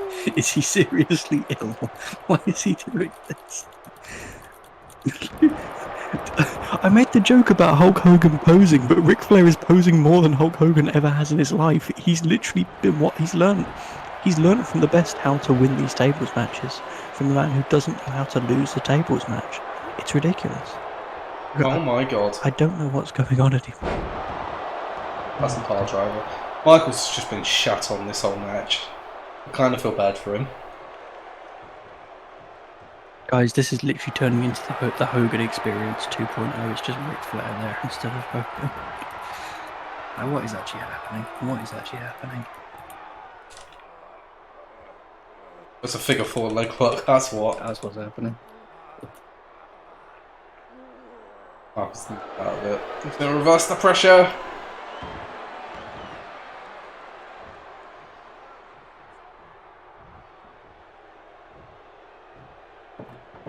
Michaels, what's he?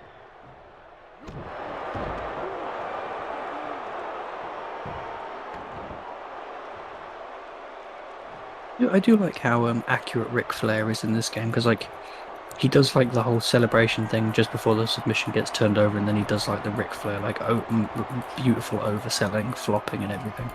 It's lovely. We got it! We got the spot! Let's go! Classic Ric Flair. Oh my god.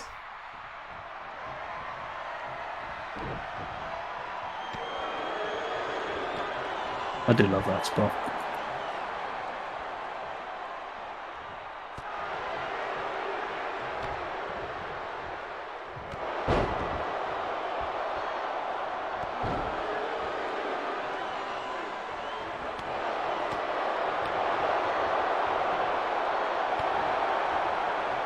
Don't you fucking dare, Sean. Don't you fucking dare. Oh no. Okay, let's chop. Nice. Honestly, Do like, it again. you know how there's those memes where like people rank things that make them super anxious?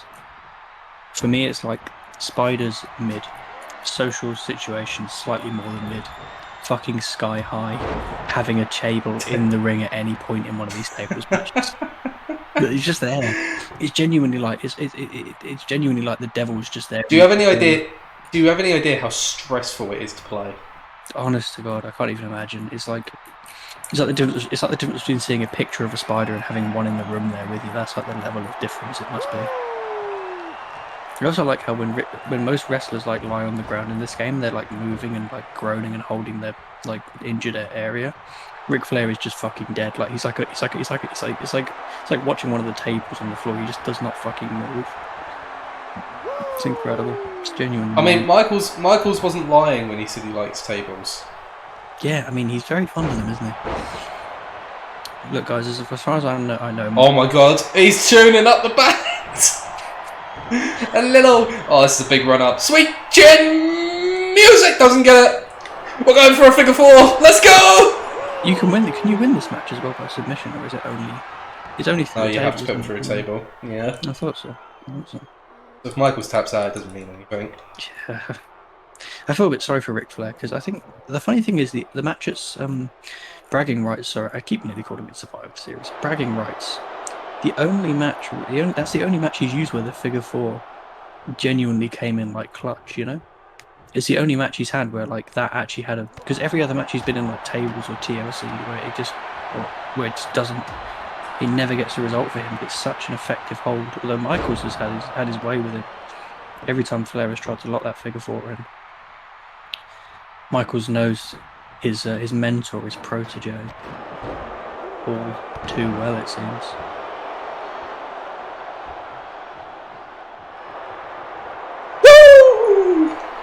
Woo! Here we go again. Mamma mia, here we go again. My, how could I forget you? Mamma mia. Michaels taps this time, but it doesn't mean anything, as we said. Yeah, he would have done very well to resist the allure of the figure four for a third time. I don't think there's many men who could even get out of it once, let alone twice. He did very, very well in the first place. But surely now he's crippled that knee. It's the right knee of Michaels. He's in absolute sheer, blinding, all-encompassing pain. So surely all Flair has to do now is get him up. But he is spending literally 5 years posing. What is this man doing? Why did he fall over and hit every single rope on the way down? What is this man doing? I half expect Ric Flair at some point to fall down and say, I've fallen and I can't get up.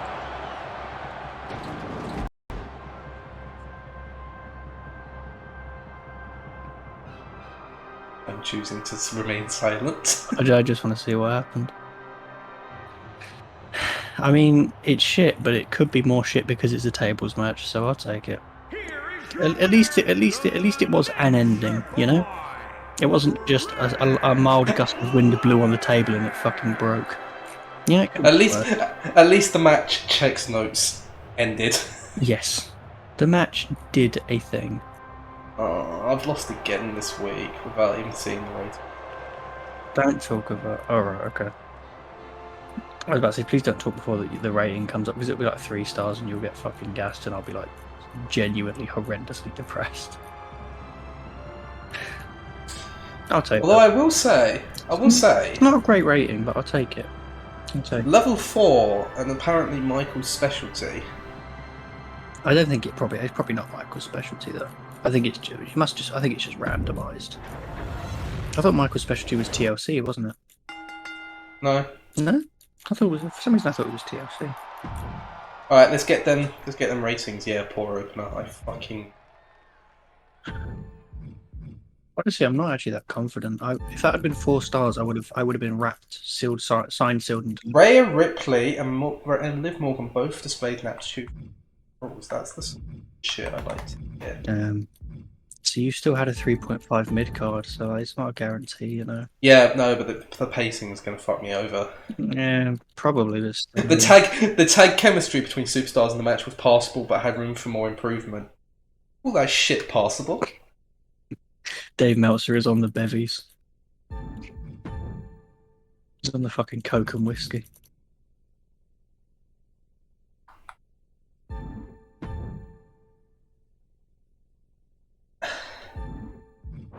Right, I guess.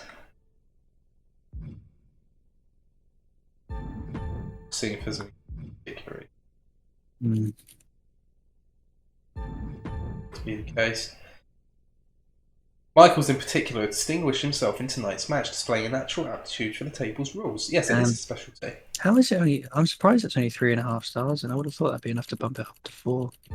But you know. Yeah. Alright, it's time to find out how much you've won this week by.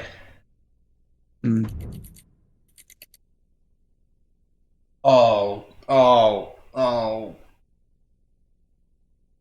Is it bad?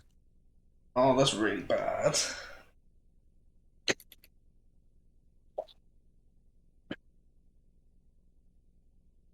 Do you want to give me have you seen both of them or just mine? Or just yours, Just sorry. yours. Just mine. Yeah. We both got a bit confused there. Do you want me to give you some good news before we see my rating? What? You didn't see Mansour's stamina, did you? You didn't see No. it. It's 29, lad.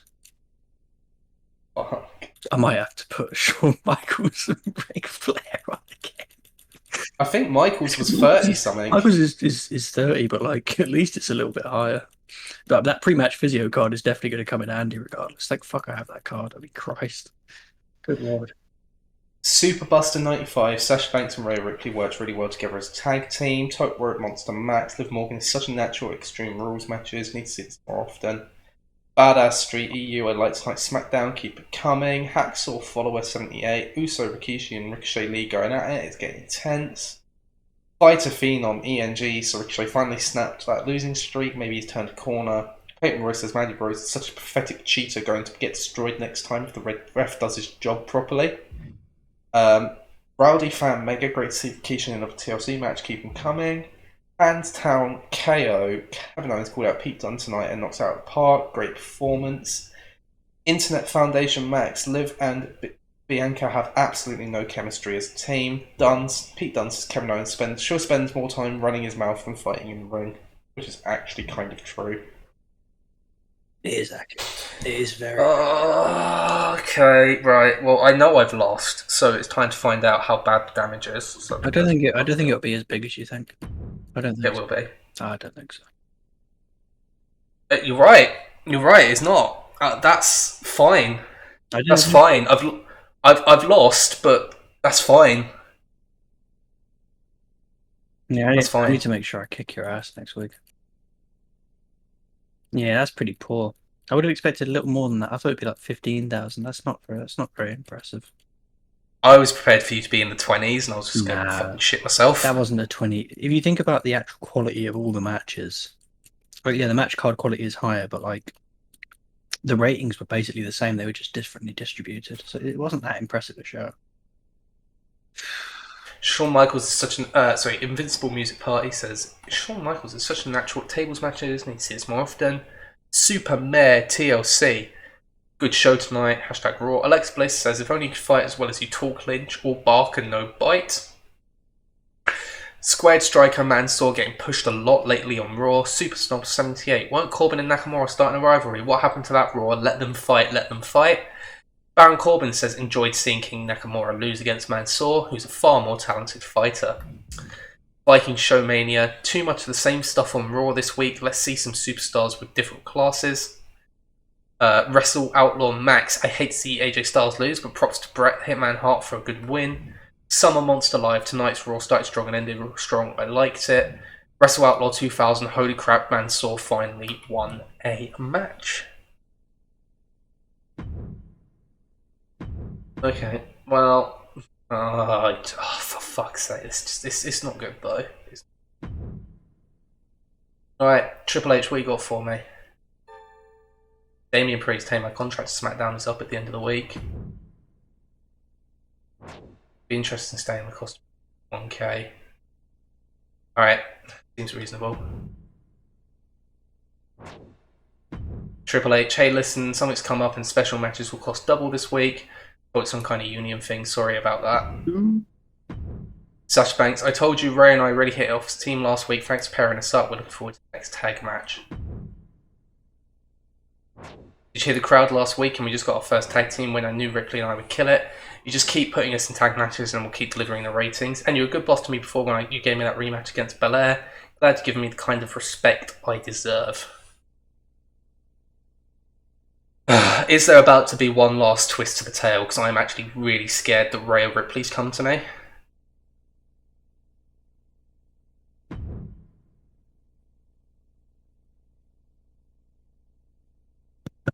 This is a new one. Okay. Hey, what amazing growth we've seen lately from SmackDown. I like to stay humble when I can, but you have to admit you've seen some amazing growth out of me as well, right?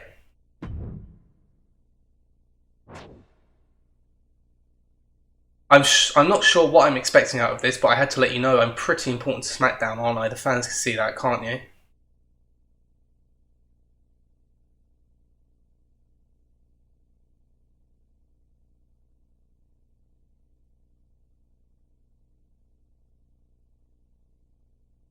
Oh my god, that's so tapped.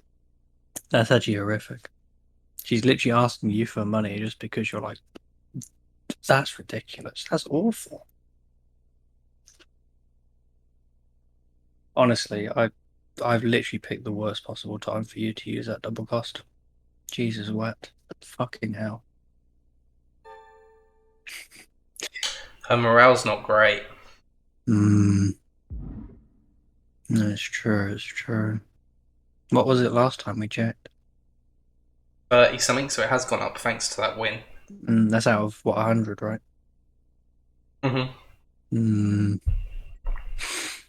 Jeez, that's. I don't envy you, put it that way. I'm not giving her the bonus. Fair. Fair.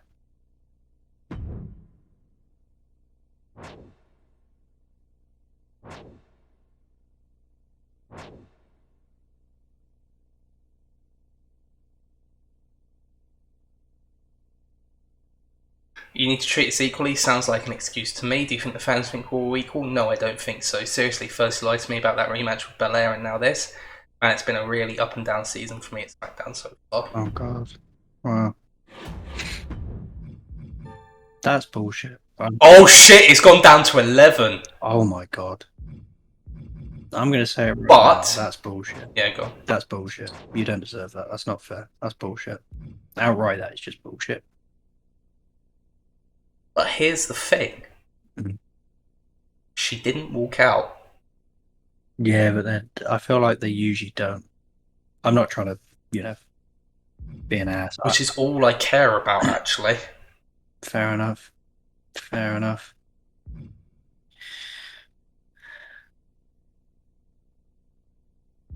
Yeah, remember how I said I kind of like Rhea Ripley? Fuck Rhea Ripley. All my homies fucking hate Rhea Ripley. What a piece of shit, bro. God damn, that's actually ridiculous. That's actually ridiculous. Do you know what? I'd like to make a prediction. Yeah. In the next 4 weeks after this pay-per-view and the pay-per-view next, you're going to wipe the floor with me. Do you know why? Why? Because you have rivalries that are developing and I don't. Yeah, that's kind of what I'm banking on at the moment. I think it'll come good for you. I really, really do. I'm confident about that. I'm depressed by it, but I'm confident in it.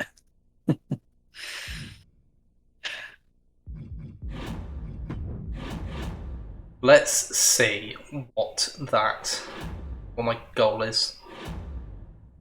Have your most popular female face and heel fight each other this week. Free crew booking. You should be able to do that then. That should line up fairly well. Right. Oh shit, yeah. No, it does. Free booking as well. That's quite a handy one to have. It's not bad.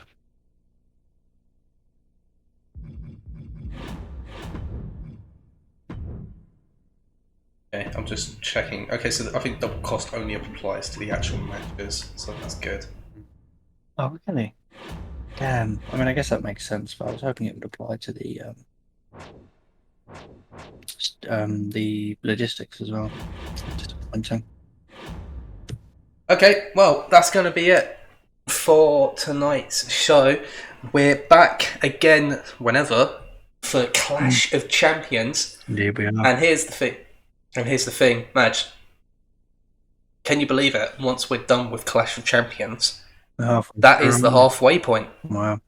Honestly, I'll give my candid thoughts. I'm a bit disappointed with this week.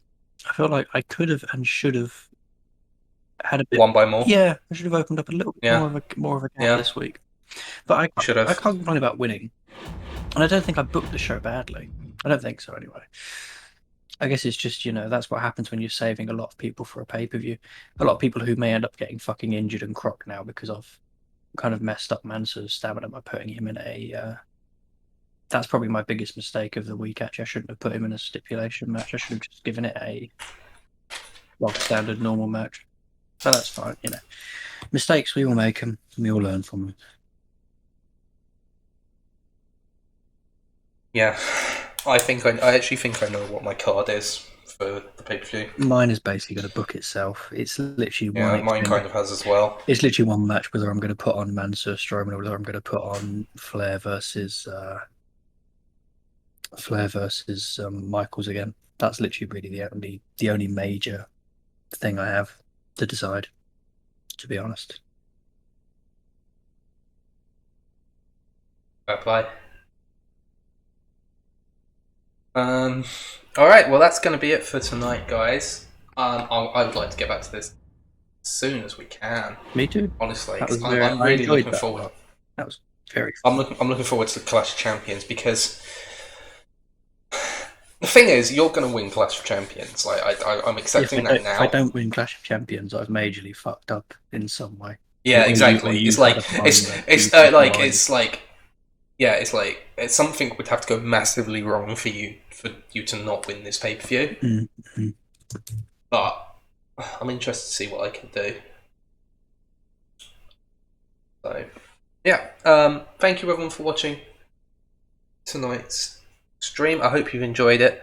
Take care and have a very good night. Good night, guys. Have a good one.